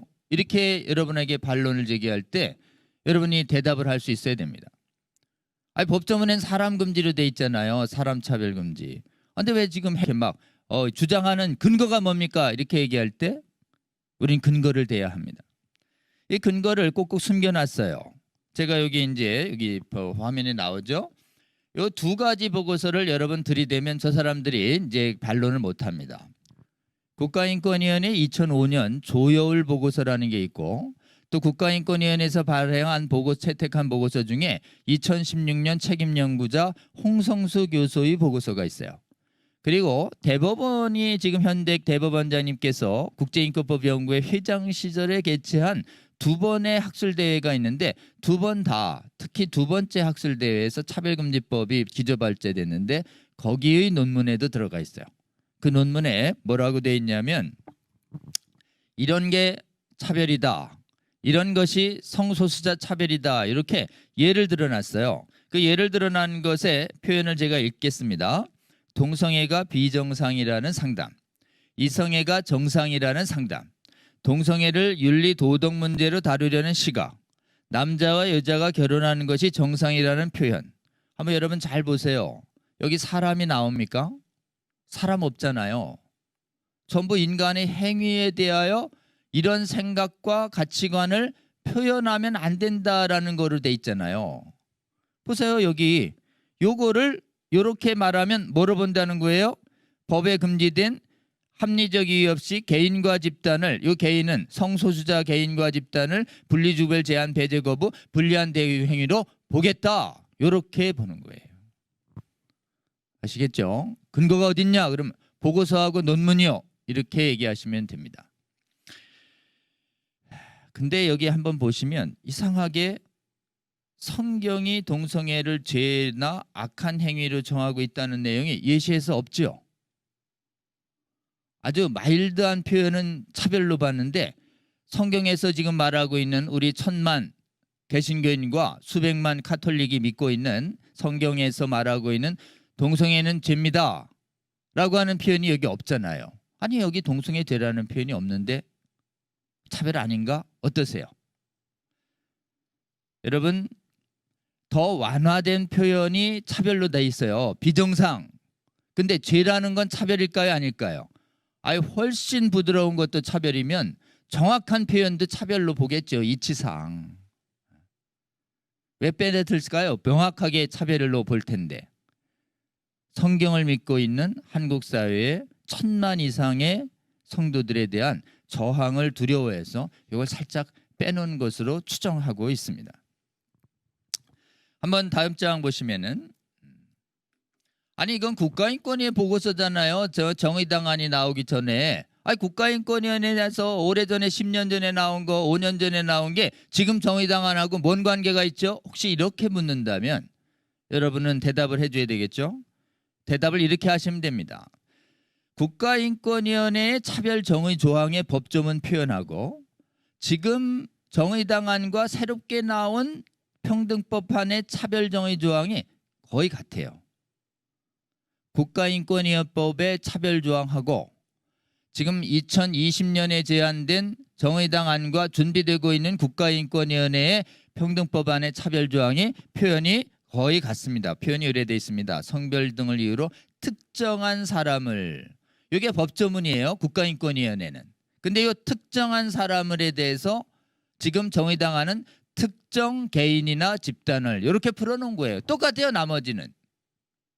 그러니까 이 보고서가 그 보고서하고 그 조여울 보고서와 그 다음에 송성수 보고서가 이 법 해석하는데 동일하게 적용된다라고 얘기할 수 있는 근거가 여기에 있는 것입니다. 그리고 아까 얘기한 것처럼 순화된 표현 비정상이 차별이라면 직접적인 표현이 당연히 차별로 보는 것이죠. 아주 좀 지능적으로 성경 믿는 사람들의 경계감을 낮추기 위해서 발톱과 이빨을 탁 숨겨놓은 것이에요. 얼마나 지능적이고 사악한지 아시겠죠? 그 다음에 해외의 반동성애 설교의 탄압 사례는 무수히 많습니다. 차별금지법을 이렇게 추상적으로 적용해놔요. 그냥 어디에도 반동성애 설교하면 차별한다, 처벌한다 이런 조문이 법조문에는 없습니다. 법조문에는 다 이렇게 돼 있어요.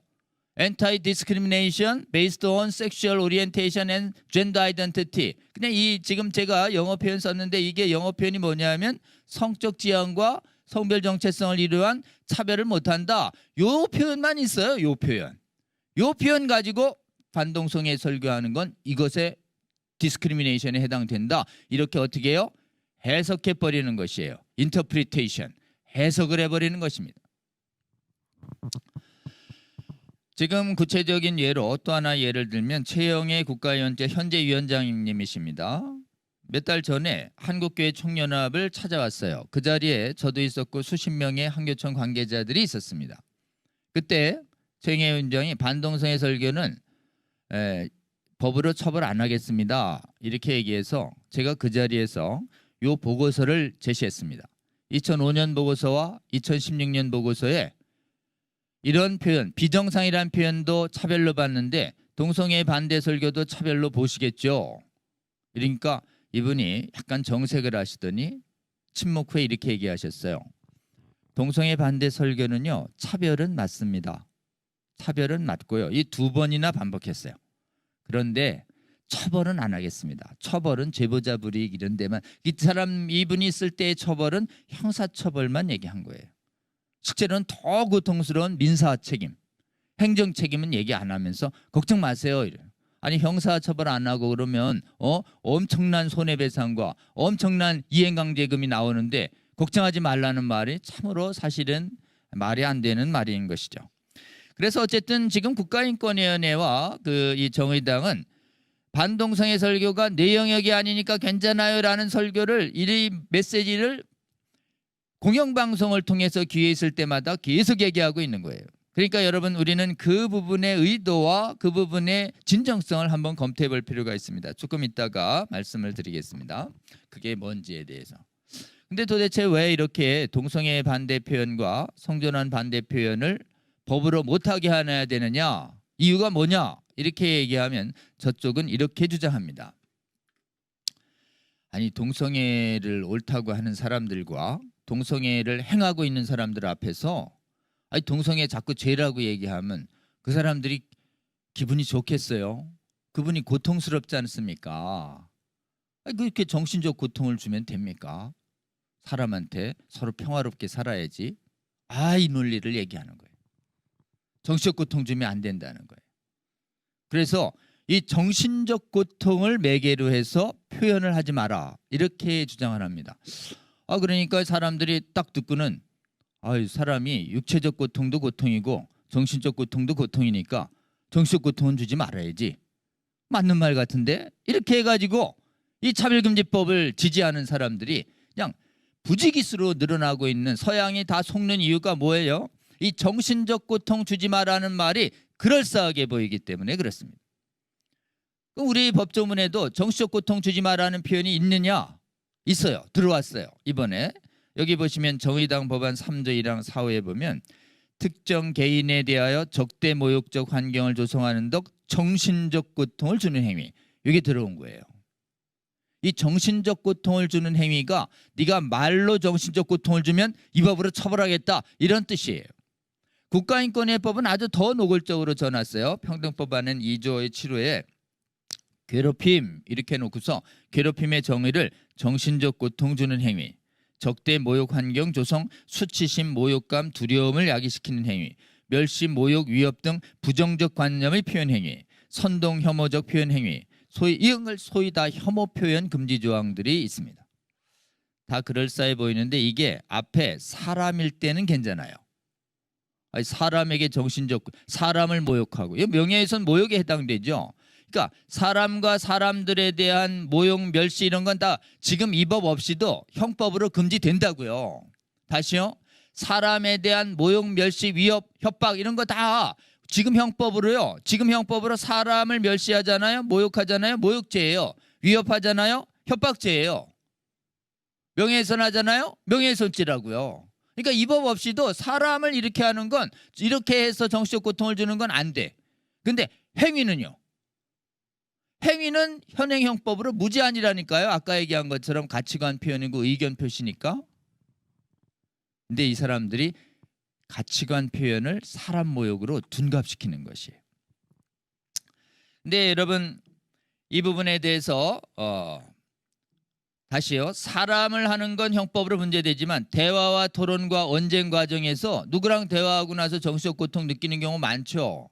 가치관과 생각이 다른 사람하고 한참 대화하고 나면 정치적으로 불편하잖아요. 고통이죠. 아니 정치적으로 좀 불편하고 고통 느꼈다고 해서 전부 말을 하지 말라고 하면 뭐가 문제가 될까요? 표현의 자유나 진리 규명을 불가능해져요. 그래서 인간이 대화 과정에서 가치관을 표현하는 과정에서 일어나는 다소의 정신적 고통, 아주 또 심각한 정신적 고통도 대화 과정에서는 명예훼손이나 모욕이 아닌 한 금지할 수가 없습니다. 이 가치관의 표현을 금지하는 행위가 되면 제일 첫 번째 강의 때 우리 안창호 재판관님 말씀하신 것처럼 이 가치관의 표현을 금지하잖아요. 정신적 고통을 가한다고. 가치관이나 사상의 표현의 자유 보장 원칙이 침탈돼요. 불편해도 고통스러워도 사상은 자유롭게 표현해야 된다. 이것이 사상의 자유시장 이론이에요. 이 사상의 자유시장 이론을 해야 기본적으로 서로 타당한 논거와 부당한 논거들이 서로 자유시장에서 경쟁하면서 부당한 논거들은 사라져가고 타당한 논거들은 다수의 진리를 얻어가면서 진리 규명이 가능하죠. 이거를 자유롭게 보장하는 것이 자유민주주의의 기초예요. 기초 중에 기초. 만약 이거를 특정한 거는 절대 비판하거나 절대 부정적 표현을 얘기하면 안 된다. 이렇게 되면 하나의 절대적 가치관을 국가가 강요하는 결과가 돼서 그게 뭐냐면 헌법재판소의 결정이에요. 여러분 이 헌법재판소의 표현을 기억하세요. 하나의 절대적 가치를 법으로 강요하면 자유민주주의 최대의 적인 전체주의다. 자유민주주의 최대의 적이다. 이 표현이 헌법재판소 결정이에요. 그리고 전체주의적 독재, 이건 제 의견입니다. 전체주의적 독재. 이걸 전체주의적 독재라고 하는 것입니다.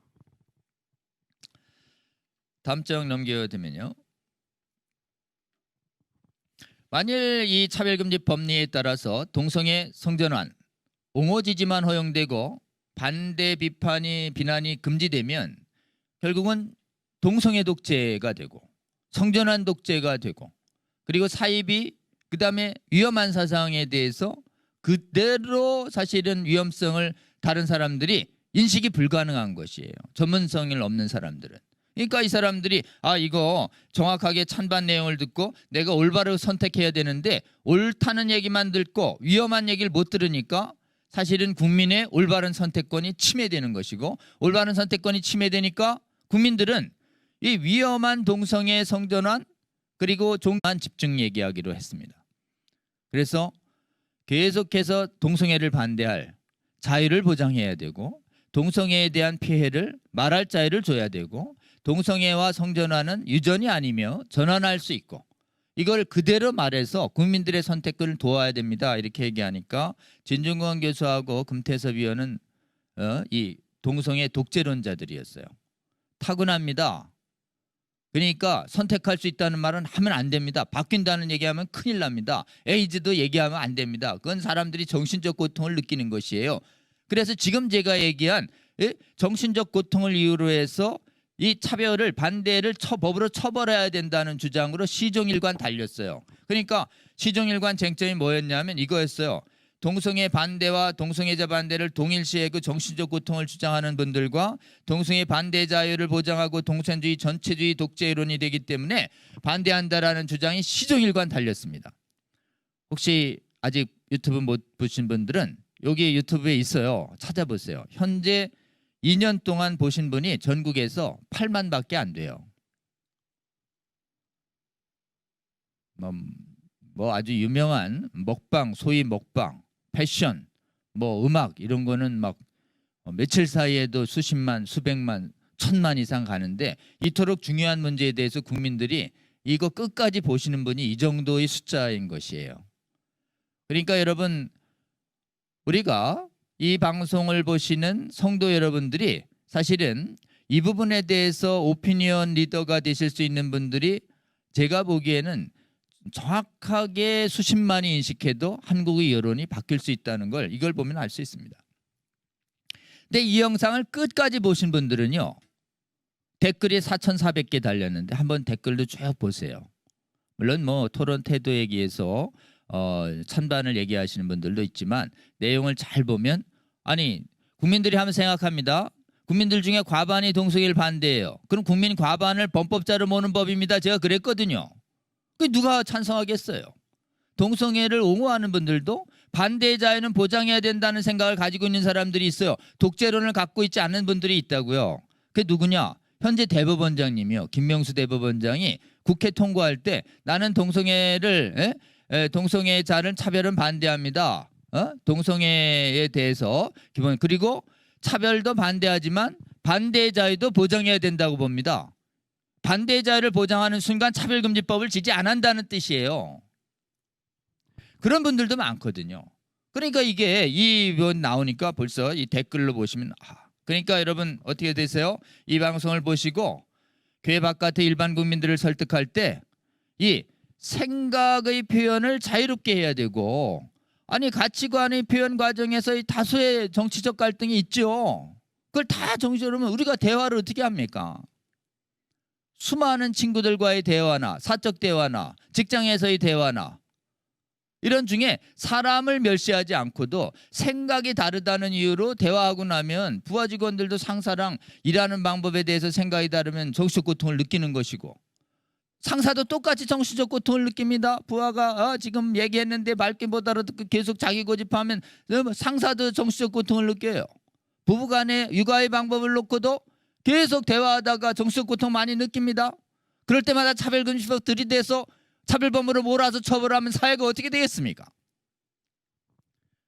그러니까 가치관의 표현의 자유를 법으로 처벌하지 않는데 왜 차별금지법은 가치관을 표현의 자유를 뺐느냐 이렇게 얘기하면 우리는 일반인들의 압도적 다수의 지지를 얻을 수 있다. 이런 것을 여러분 인식하시면 좋겠습니다.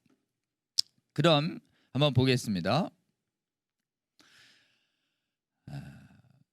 혐오 표현 금지론을 정신적 고통 금지론이 얼마나 반성경적인지도 한번 말씀드려 볼게요. 성경에 하나님의 진리를 선포하고 가르침을 주면 하나님의 진리나 하나님의 거룩한 삶에서 멀어졌던 사람들은 정신적으로 굉장히 고통을 받습니다. 진리가 선포될 때.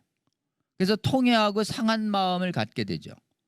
근데 시편을 보면 하나님이 인간이 진리 앞에서 통회하고 아프게 회개하고 마음이 완전히 무너졌을 때 정신적 고통을 느낄 때 하나님은 그거를 굉장히 멸시하지 않으시고 구원의 길을 여시고 살피신다는 거잖아요.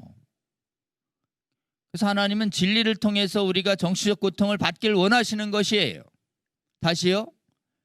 진리를 선포함을 통해서 거짓된 삶을 살았던 분들이 정신적 고통을 느끼고 돌아오기를 바라는 것이 우리 하나님의 뜻이라는 것이 성경에 보면 아주 명확합니다. 그리고 예수님이 음행한 여인에게 기본적으로 지금 진리를 선포했을 때 그 자리에 섰었던 여기 죄 없는 자가 먼저 쳐라 이랬을 때 어린이부터 어른에 이르기까지 다 양심의 가책을 느꼈다라고 표현돼요. 양심의 가책이 이게 정신적 고통이에요. 그럼 예수님이 오셔서 똑같은 말을 동성애자 앞에서 했다면 지금 예수님은 어떻게 해요? 음행한 여인의 성적 지향을 놓고 차별한 것이 되는 거예요. 그러니까 예수님을 차별금지법 위반 범법자로 모는 악법이라니까요. 이 법이. 그러니까 우리 반대해야 될까요? 안 반대해야 될까요? 성경에 기해서 우리는 반대해야 할 줄로 굳게 믿습니다. 더 나아가서요. 진리를 표현하고 가르치는 데서 오는 이 정신적 고통은요. 구원에 이르는 회개라고도 표현될 수 있습니다. 고린도후서에 보세요. 구원에 이르는 회개. 구원에 이르는 회개가 정신적 고통 없이 되겠습니까? 결국은 정신적 고통 주지 마라 이러면 회개시키지 마라 이런 뜻인데 회개시키지 마라 이러면 구원을 하지 마라는 말로 똑같잖아요. 그러니까 우리 차별금지법이 뭐예요? 사람의 영혼 구원을 막는 무시무시한 반성경적법이다라는 것이 아주 분명해지죠. 이 정신적 고통 논리에 속으면 안 됩니다. 사람을 적시했을 때 정신적 고통 안 돼요. 이게 정죄예요. 근데 진리를 선포했을 때 오는 정신적 고통은 다른 것이에요. 그러니까 사람을 차별하고 모욕했을 때의 정신적 고통 금지, 진리를 선포했을 때 오는 정신적 고통 허용, 무조건 허용. 이걸 분명히 구별해야 되는데 교묘하게 이걸 섞어가지고 진리 선포까지 못하게 하는 것이니까 이 논리에 상당 부분 교회 지도자들과 교회 바깥의 사람들이 동성애 반대하는 저희 반대하는 운동에 대해서 아주 매도하는 논리가 이렇습니다. 동성애 반대는 동성애자 정죄래요. 성소수자 혐오라고 막 봅니다. 그래서 제가 이렇게 이 김혜자 의원 발제자로 나섰을 때 이 지금 사회의 신문들과 상대방 진영은 성소수자 혐오자를 발제자로 몰았다고. 제가 강의를 뭐 여러 번 합니다마는 강의 중에 제 강의 처음부터 끝까지 다 들으셔도 동성애자와 성전환자를 모욕 혐오하는 발언을 한마디도 찾으시고 비판하는 의견은 받으실 수 있어요. 볼 수 있어요. 이걸 막 동일시하는 거죠. 이 정죄론으로 몰고 가는 겁니다. 여러분, 이 주장에 흔들리는 성도님들이 꽤 있어서 조금 드립니다. 음행한 여인을 보면서 이 정죄와 죄인에 대한 사랑이 뭔지 예수님이 말씀하셨죠. 음행한 여인 성전에 왔을 때 돌로 치라고 그랬을 때 바리새인들이 예수님이 일어나셔서 죄 없는 자가 먼저 쳐라 얘기하고 다 쫓아낸 다음에 여인에게 이런 말씀하시죠. 나도 너를 정죄하지 아니하노니 가서 다시는 죄를 범하지 말라. 여인아, 정죄는 안 하는데 음행은 죄다. 그러니까 하지 마. 이렇게 부드럽게 말하셨을 수도 있고, 여인아, 음행은 죄야. 이렇게 단호하게 말하실 수도 있습니다. 여러분, 진리를 선포할 때 이렇게 온유하고 부드럽게 말해야 진리고, 진리를 단호하고 세게 말하면 싸납게 얘기하는 게 정죄고, 그렇습니까? 이런 말하는 표현의 사나움과 단호함과 또는 부드러움은 절대 본질적인 게 아니에요. 전달 과정에서 부드럽게 거짓말하면, 온유하게 거짓말하면 거짓말이 진리가 되나요? 아니죠. 여러분, 전하는 방법에 있어서의 강약과 온유의 표현은 이게 완전 비본질적입니다. 실제로는 핵심은 내용이에요. 그리고 내용을 볼 때 정확한 진리를 선포할 때 부드럽게 말할 때가 있고 단호하게 말할 때가 있는 것이에요. 베드로가 예수님의 십자가를 반대할 때 사단아 물러가라 라고 얘기하시는 예수님의 말씀은 사단아 물러갔으면 좋겠다 이렇게 부드럽게 얘기하지 않았을 거라고 저는 보는 것이에요. 그때 아주 단호하게 말씀하시는 거죠. 다른 복음을 전하는 자 저주받을지어다라고 사도 바울이 다른 거짓 교사들을 얘기할 때는 굉장히 단호하게 말하고 있는 것이죠. 여러분, 그래서 우리가 진리를 선포할 때 부드럽게 말하든 강하게 말하든 문제는 그것이 진리냐 아니냐가 중요한 것이지 그 말을 싸납게 말하냐 세게 말하냐 온유하게 말하냐 부드럽게 말하냐 이거야말로 실제로는 손가락으로 달을 가르쳤는데 손가락을 보는 행위라 마찬가지다라고 할 수 있는 것입니다. 그러니까 우리가 동성애 반대자를 동성애를 반대하는 것을 여러 대중교 앞에서 단호하게 얘기하든 또 개인적으로 부드럽게 얘기하든 실제로는 문제는 단호하든 부드럽든 내용이 진리가 명확하게 선포되는 것이 더 중요하다라고 우리 말씀드릴 수 있습니다. 정죄는요, 나는 의인, 네가 죄인 이런 것이 정죄예요. 나도 죄인, 너도 죄인이다 이렇게 얘기하는 건 진리 선포죠. 그리고 예수님이 말씀하십니다. 예수님의 죄인 사랑은 죄는 죄라고 말하고 죄로부터 돌이키게 하는 것이 죄인에 대한 사랑이죠. 아주 쉽습니다. 우리의 자녀들이 엇나갈 때 그건 잘못된 죄다. 돌이켜라. 이렇게 얘기하는 것이 부모의 사랑이지 괜찮아. 있는 그대로 받아줄게. 이렇게 얘기하면서 죄진 애들을 위로하고 죄 있는 상태에서 돌이키라는 얘기 없이 그냥 무조건 품어주고 절대 성경적이지 않죠. 그리고 아이들을 사실은 오해하게 하는 죄에 대한 경계감을 없어서 오해하는 행위다라고 할 수 있습니다. 그래서 여러분 보시면 성경은 악과 불의에 대해서 하나님의 거룩한 혐오 표현이 무수히 많죠. 아까 이상원 교수님 얘기하셨습니다. 동성애에 대해서는 가증하다는 표현이 이게 토에바라는 가장 강력한 혐오 표현이라고요. 그래서 하도 세상에 혐오 표현하지 마라 하고 얘기하니까 악에 대한 혐오 표현도 막 못하는, 혐오라는 말 자체를 못 쓰는, 이렇게 얘기하는. 근데 여러분, 차별금지법 반대운동은요 악에 대한 정당한 혐오를, 회복시키는 운동입니다. 그러니까 우리는 동성애를 혐오합니다. 이렇게 당당히 말할 수 있어야 됩니다. 다시요. 동성애자를 혐오하는 게 아니에요. 동성애자는 사랑하지만 동성애는 성경의 말씀대로 혐오합니다. 이렇게 말할 수 있어야 돼요. 근데 이 혐오합니다라는 말이 주는 저항감 때문에 우리가 동성애는 반대합니다. 이런 표현을 완화해서 하려고 하는 마음으로 밀릴 정도로 지금 혐오 표현 금지로는 아주 프레임에 걸려든 것이에요. 그러니까 이 표현이 얼마나 반성경적이냐. 성경에 보면요, 악을 선하다고 선을 악하다 하는 사람들은 화 있을진저. 이사야서죠. 동성애를 제가 죄라고 선하다고 하고 괜찮다고 얘기하는 거 안 된다는 것이에요. 그리고 동성애를 죄라고 얘기하는 이 진리 선포를 악하다고 하는 거 아니겠습니까? 결국은 이 이사야서 5장 20절에 말하는 강력한 화를 경고한 표현이 막바로 제가 보기엔 차별금지법이라고 보는 것이에요. 그리고 여호와를 경외하는 것은 악을 미워하는 것이다라고 잠언에는 아주 명확하게 나와 있습니다. 다시요. 네가 정말 당신이 예수 하나님의 말씀이에요. 진정으로 나를 경외하냐? 그러면 나에게 예배도 드리고 내 말도 순종하지만 악을 미워하라는 것이에요. 동성애를 혐오하는 것이 여호와를 경외하는 것의 하나다라고 하는 것이 잠언상 아주 분명하지 않습니까?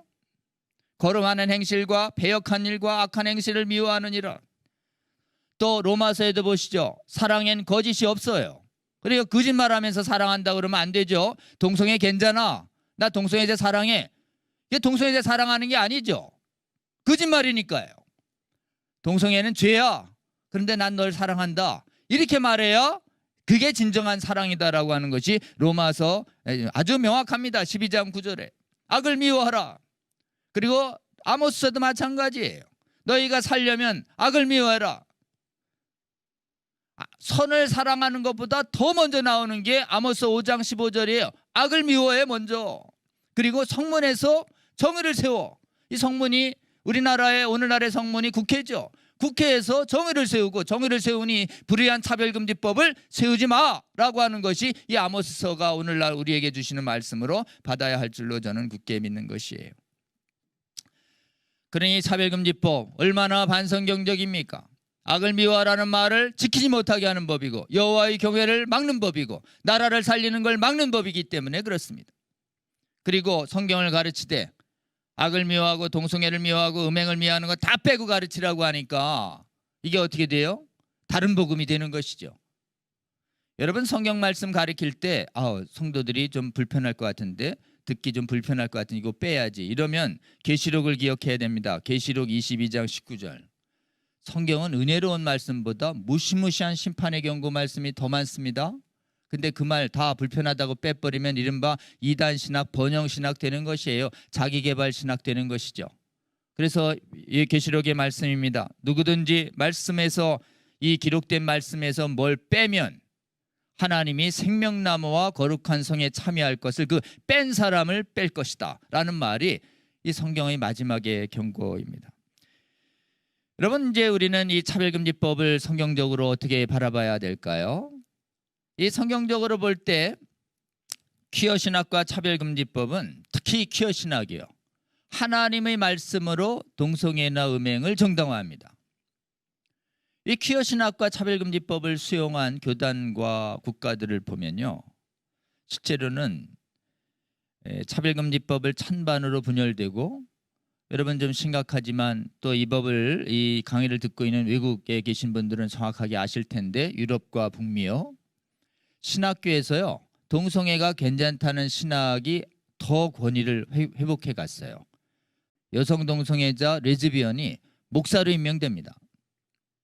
하나님이 토해내시겠다라고 하는 동성결혼을 주례를 서달라고 하면 그 주례석상에서 하나님이 가정에서 토해내겠다는 동성결혼을 앞두고 거룩한 하나님의 이름과 아들 예수님 이름과 성령님의 이름으로 동성애를 축복한다니까요.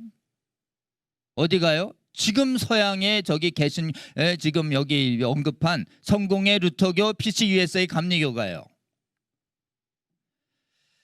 여러분 이렇게 되면 교회가 동성애를 앞두고 찬반으로 쪼개지고 찬반으로 쪼개지면 차별금지법은 여지없이 통과됩니다. 그럼 이 퀴어 신학은 뭘까요? 동성애가 죄가 아니라고 하는 인간의 생각을 하나님의 말씀처럼 전하니까 하나님께서 가장 안타깝게 생각하시고 진노하실 대상임이 성경에 명확합니다. 인간이 자기 생각을 하나님 말씀처럼 전하는 사람들이 하나님은 굉장히 강하게 진노를 표현하십니다. 거짓 선지자들이요. 하나님 말씀을 왜곡되이 풀어내는 바리새인 율법학자들이요. 복음에 대해서 자기의 할 일도 해야 될 것 같은데 다른 복음을 전하는 거짓 교사들에 대해서 하나님은 다 화 있을진저 저주받을지어다 경고하는 것이에요. 그러니까 사실 퀴어 신학과 차별금지법은 성경에 비춰보면 뭐예요? 이 시대의 거짓 교사, 이 시대의 거짓 법률가, 이 시대의 거짓 선지자예요. 거짓 선지자를 어떻게 대하라는 것에 대해서 하나님의 예수님이 이 땅에 오셔서 7장 15절에 말씀하셨습니다. 여러분, 우리는 이 차별금지법 어떻게 막아야 되는가? 7장 15절을 기준으로 대응해서 이겨야 할 줄로 저는 굳게 믿습니다. 이 7장 15절에 예수님이 이렇게 말씀하셨어요.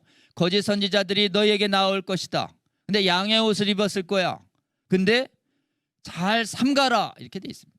이때 이 삼가가요, 만나지 마, 절교해 이런 뜻으로 보이는데요, 그렇지 않습니다. 영어 NIV 버전에 보면 watch out 이렇게 돼 있어요. 잘 살펴. 뭘 살피냐 하면 겉옷과 속을 살피란 말이야. 그래서 겉옷은 양의 옷이야. 그런데 속은요, 노략질하는 일이래요. 그리고 또 이어서 계속해서 여러 절을 거짓 선지자를 살피는 법을 얘기하는데, 열매를 봐, 나무를, 열매를. 그래서 나쁜 나무는 얇은 열매가 멎어가니까 거짓 선지자들이 맺는 나쁜 열매를 보거라. 그래서 속지 마라. 열매로 그들을 알 것이다. 여러분, 그러니까 우리의 대응은 뭘까요? 거짓 선지자와 같은 차별금지법은 잘 살피는 길이 예수님의 말씀을 따르는 방법입니다. 성경적인 방법이에요. 그래서 잘 살피는 게 뭐예요? watch out. 그래서 속지 않는 것이, 미혹되지 마라. 그래서 이 저희 강좌 이름이 차별금지법 바로 알기 아카데미예요. 이 바로 알기라는 것은 참가 잘 살펴서 바로 알아가지고 기본적으로 속을 잘 살피고 열매를 잘 살펴서 속지 않는 성도들과 국민들이 되면 거짓 선지자들에게 따라가지 않는다, 이런 취지죠. 그래서 사실은 이 바로 알기 아카데미 삼가하는 방법이 어떻습니까? 공부 안 하고 살필 수 있는 방법이 있나요? 겉만 딱 보고 아우 뭐 직감적으로 공부 안 해도 알아, 이러면 상당히 위험한 거죠. 그래서 사실은 동성애 정당화 이론이 학문으로 세상을 공부시켜서 세상의 정신을 낚아챘듯이 우리도 제대로 하나님의 말씀과 하나님의 말씀을 드러내는 진리를 학습해서 동서의 저쪽에 뺏긴 영혼들을 구해내야 하는 것입니다. 그래서 사실은 이 전쟁은 거짓과 진리의 전쟁이고, 사실 이 전쟁은 공부의 전쟁입니다. 다시요, 이 전쟁은 공부의 전쟁입니다. 유감스럽게도. 그래서 정확하게 공부하는 분들이 구원받고, 그리고 잘못 공부하는 사람들이 미혹되는 것이에요.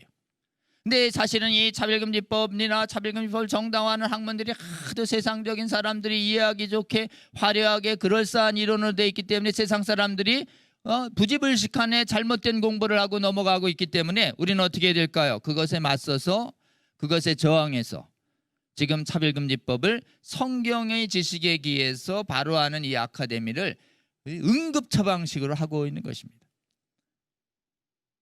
사실 이게 굉장히 소수인데도 하나님의 은혜로 채널 공유 운동을 하나님이 열어주셔서 단기간에 이 사실 이번에 누적 주회수가 수십만이 이른다는 것은 이 강좌가 수백 개, 수천 개 열리는 효과가 있습니다.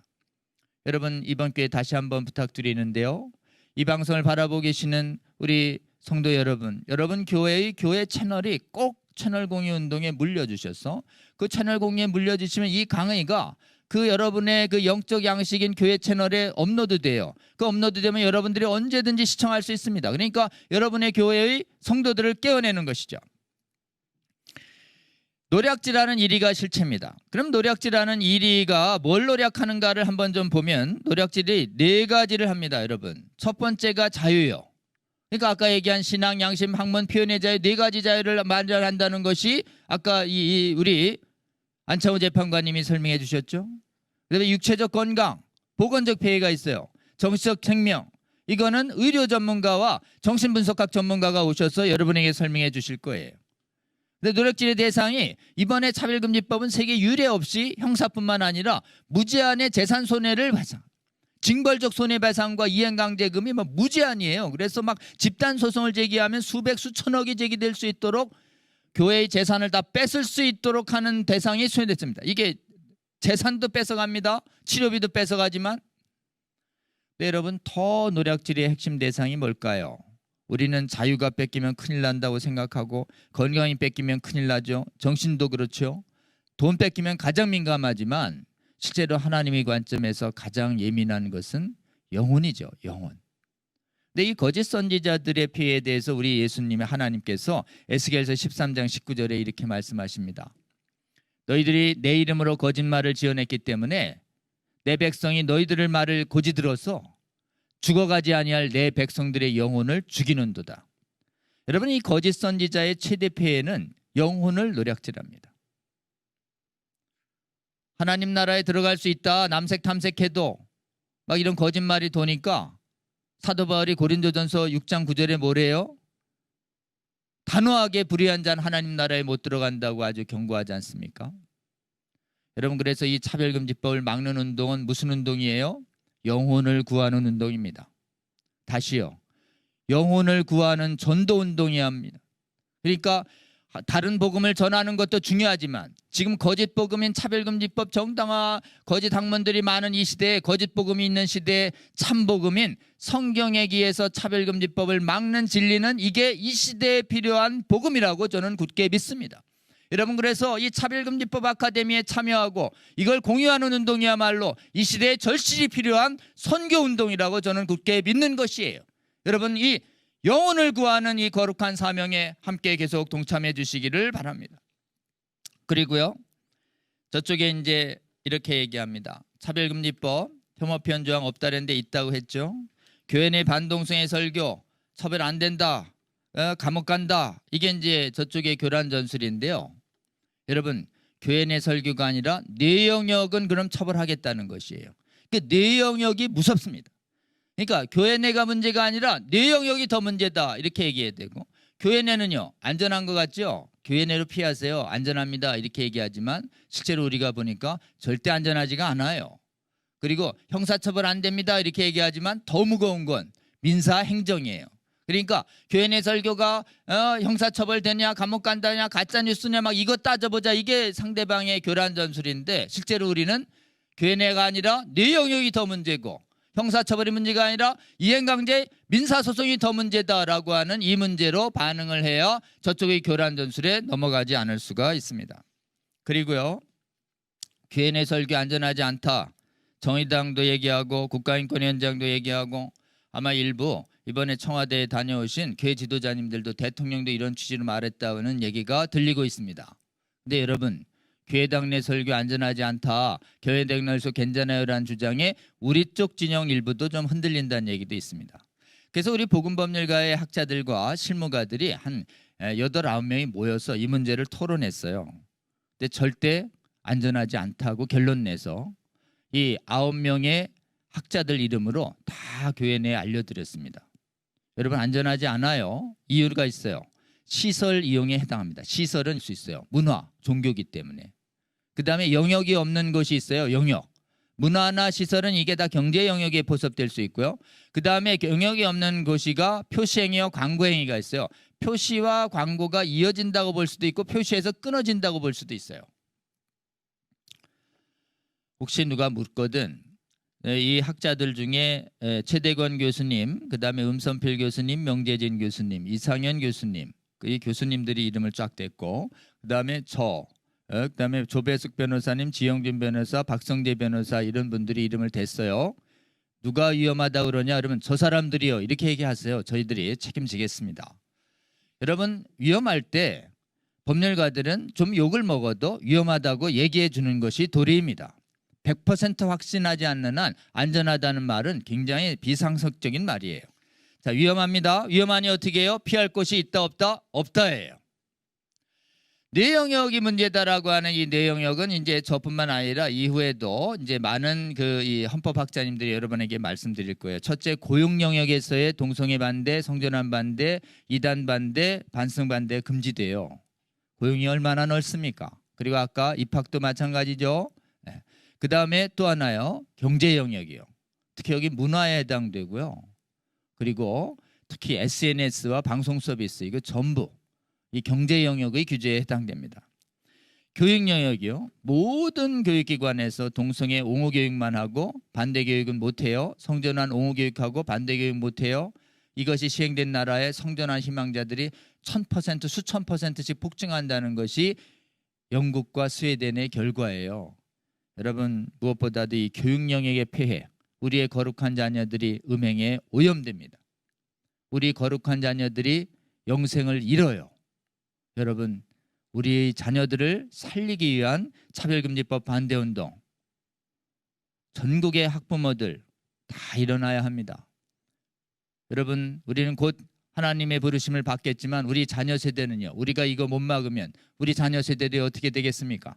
우리가 하나님의 도움을 구하시면서 꼭 막아내는 저와 여러분 되시기를 주님의 이름으로 호소드리고 싶습니다. 국가 영역에서도 모든 행정 영역에서도 금지됩니다. 그리고 영역 없는 표현도 다 급관돼요. 그래서 영역에 해당되지 않아도 적용될 수 있는 영역이 있습니다. 이 네 영역이 사실은 사회의 전 영역이고 네 영역이 아니어도 표시행위와 광고행위로 언제든지 포섭할 수 있도록 해놨고 형사 제재 보세요. 무시무시합니다. 세계에서 제재가 가장 강력해요. 일부러 형사는 제보자 불이익으로 싹 낮춰놓고 더 무거운 돈으로 막 3천만 원 무제한 수억 수십억 수백억 수천억이 가능한 징벌 손해배상은 완전히 열어놨고 실제로는 입증 책임도 전환돼서 승소는 100% 보장되게 돼 있고 필요하면 국가재정으로 소송도 지원하도록 돼놨어요. 그러니까요. 국가의 재정으로 변호사도 부과돼서 엄청나게 교회를 공격할 소송이 양산될 것입니다. 핵심 대책으로 정리하고 마치겠습니다. 여러분 차별금지법의 반성경성 반국가성의 실체를 먼저 첫 번째 잘 살피는 운동이 일어나는 것이 1번이에요. 그게 바로 뭐예요? 차별금지법 바로알기 아카데미 참여해 주시고 이 채널을 교회에 공유하게 하는 거예요. 그래서 강연, 세미나, 자료, 동영상 집회를 계속 개최해서 여러분 이게 단순한 게 아닙니다. 차별금지법을 정당화하는 많은 반성경제의 학문을 철저하게 살펴야 합니다. 누구부터요? 성도들 1천만이요. 그러니까 이게 지금 교회 채널부터 먼저 공유하는 운동을 하는 것이에요. 교회가 먼저 깨어나고 나머지 4천만 국민이 다 깨어나면 그러니까 교회에 깨어나는 방법은 요즘은 제일 많이 보는 게 유튜브이기 때문에 유튜브 채널 공유 운동이 교회를 깨어난 성도들이 이 깨어난 국민들을 깨우고 국민들이 통치자들을 깨우는 순서로 가야 정상인 것이에요. 결정권은 제가 보기엔 국회의원이 가졌지만 여러분 기회 있을 때 여야의 기독의원들 위해서 기도해 주시되 이걸 깨어내는 힘은 성도들이 있다는 것이고요. 특히 5번이요. 단기적으로는 국회에서 저지하는 게 목표지만요. 장기적으로는 동성애 정당화에 오염된 학문들을 싹 씻어내야 됩니다. 그러니까 각 분야의 의학, 심리학, 여성학, 사회학, 언어학, 법학 각종 문화 영역에서 동성애에 오염된 문화와 학문들에게 맞서는 평신도 사역자들이 활발히 일어나서 학술활동과 저술활동이 일어나야 합니다. 그리고 나서 이걸 완전히 막아내는 건 이렇습니다. 아우 이제 귀에 딱지가 들리네요. 이제 알아요. 이제 안 속아요. 이런 국민들과 성도들이 1000만 5천만 되면 이기는 것이에요. 근데 뭐 공부 안 했는데 좋아 보이네. 이런 분들이 있다. 이러면 우리는 계속 가르쳐야 하는 것입니다. 그렇게 해서 완벽히 막아내서 한국에서는 차별금지법 더 이상 해도 아주 성공 못한다. 이렇게 될 때 우리는 이걸 기회로 다른 나라도 도와줘야 합니다. 그리고 이 공유운동을 세계적으로 좀 확산시켜 주셔야 되고 그 다음에 특별히 이걸 아신다면 정확한 성경의 진리와 지식을 입을 열어서 듣든지 안 듣든지 선포해 주셔야 합니다. 말해 주셔야 그것이 그들의 영혼 속에 들어가서 그들의 거짓을 끊어내서 거짓의 노예로부터 해방시키는 것이에요. 조롱을 감수하며 이 자바 강좌를 통해서 들은 성경적 진리와 지식을 담대하게 세상을 향해서 선포하는 저와 여러분 되시기를 주님의 이름으로 호소하고 싶습니다. 그다음에 마지막이요. 이게 제일 중요합니다. 하나님이 힘이 없으셔서 차별금지법을 막아주시지 않은 것이 전 아니라고 생각합니다. 그리고 이것은 절대 우리가 주님의 말씀대로 이렇게 열심히 배우고 열심히 전파해도 하나님이 도우시지 않으면 이번 못 막습니다. 여러분 그래서 우리가 하나님께서 도와주시도록 특히 누구를요? 우리를 살려주시고 우리 자녀들을 살려주고 우리 조국을 살려주고 특히 세계교회를 살려달라고 우리 꼭 기도하시는 저와 여러분 되시면 좋겠습니다. 그래서 사실은 이 차바 강좌는 결국은 뭘로 연결돼야 되느냐? 대대적인 기도 운동으로 연결돼야 되고, 여러분 우리 기도를 하나님이 들으실 수 있도록 기도하는 자가 먼저 거룩해져야 합니다. 기도하는 자가 먼저 통해야 하는 것이에요. 그래서 저희 운동에 기도 강사님들을 모시는 이유가 바로 그것에 있습니다. 저희 차바의 핵심 목표는 여러분이 이론과 토론에 능하신 분들이 되는 것이 아니라 이 법의 이 강좌를 듣고 깨달음을 얻으시거든 하나님께 합당한 기도를 올려드리는 새벽교회, 금요교회 언제까지요? 1000만 성도 깨어나고 5천만 국민 완전히 깨어날 때까지. 대한민국을 왜 하나님이 도와주셨냐라고 혹시 누가 하나님 앞에 가서 물을 때 대한민국의 성도들이 가장 간절히 회개하며 기도했다라고 하는 이 증거를 받을 수 있도록 그때까지 하나님의 도우심과 은혜로움을 구하는 기도를 끊지 않는, 기도를 쉬지 않는 저와 여러분 되시기를 주님의 이름으로 호소드리고 싶습니다. 기도하고 마치겠습니다. 하나님 감사합니다.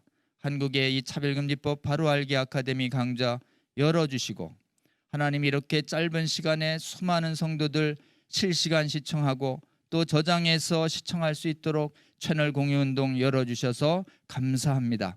하나님 이 방송 들은 모든 성도들 성령으로 충만하게 하여 주시고 이 차별금지법이 얼마나 하나님을 대적하고 교회를 파괴하고 조국을 망가뜨리며 우리 자손들을 우리의 자녀들의 영생을 받는 법이 분명히 알아서 미혹되지 않는 성도들 국민들 되게 하여 주시고 대한민국이 전 세계 최초에서 차별금지법을 막아내는 거룩한 나라 될 수 있도록 주여 은혜 베풀어 주시옵소서. 그래서 전구가 끊이지 않게 일어나도록 도와주시며 저희들이 주님의 도우심으로 차별금지법 성공적으로 막아내는 국가 되어서 이 차별금지법의 피해를 철폐시키려고 하는 해외의 국가들과 이 법을 막으려고 하는 수많은 해외의 교회들과 국가들까지 돕는 하나님이 거룩한 제사장 나라의 사명까지 감당하는 조국교회 성도들 될 수 있도록 주께서 저희와 동행하여 주시며 은혜 베풀어 주시옵소서. 예수 그리스도의 이름으로 기도합니다. 감사합니다.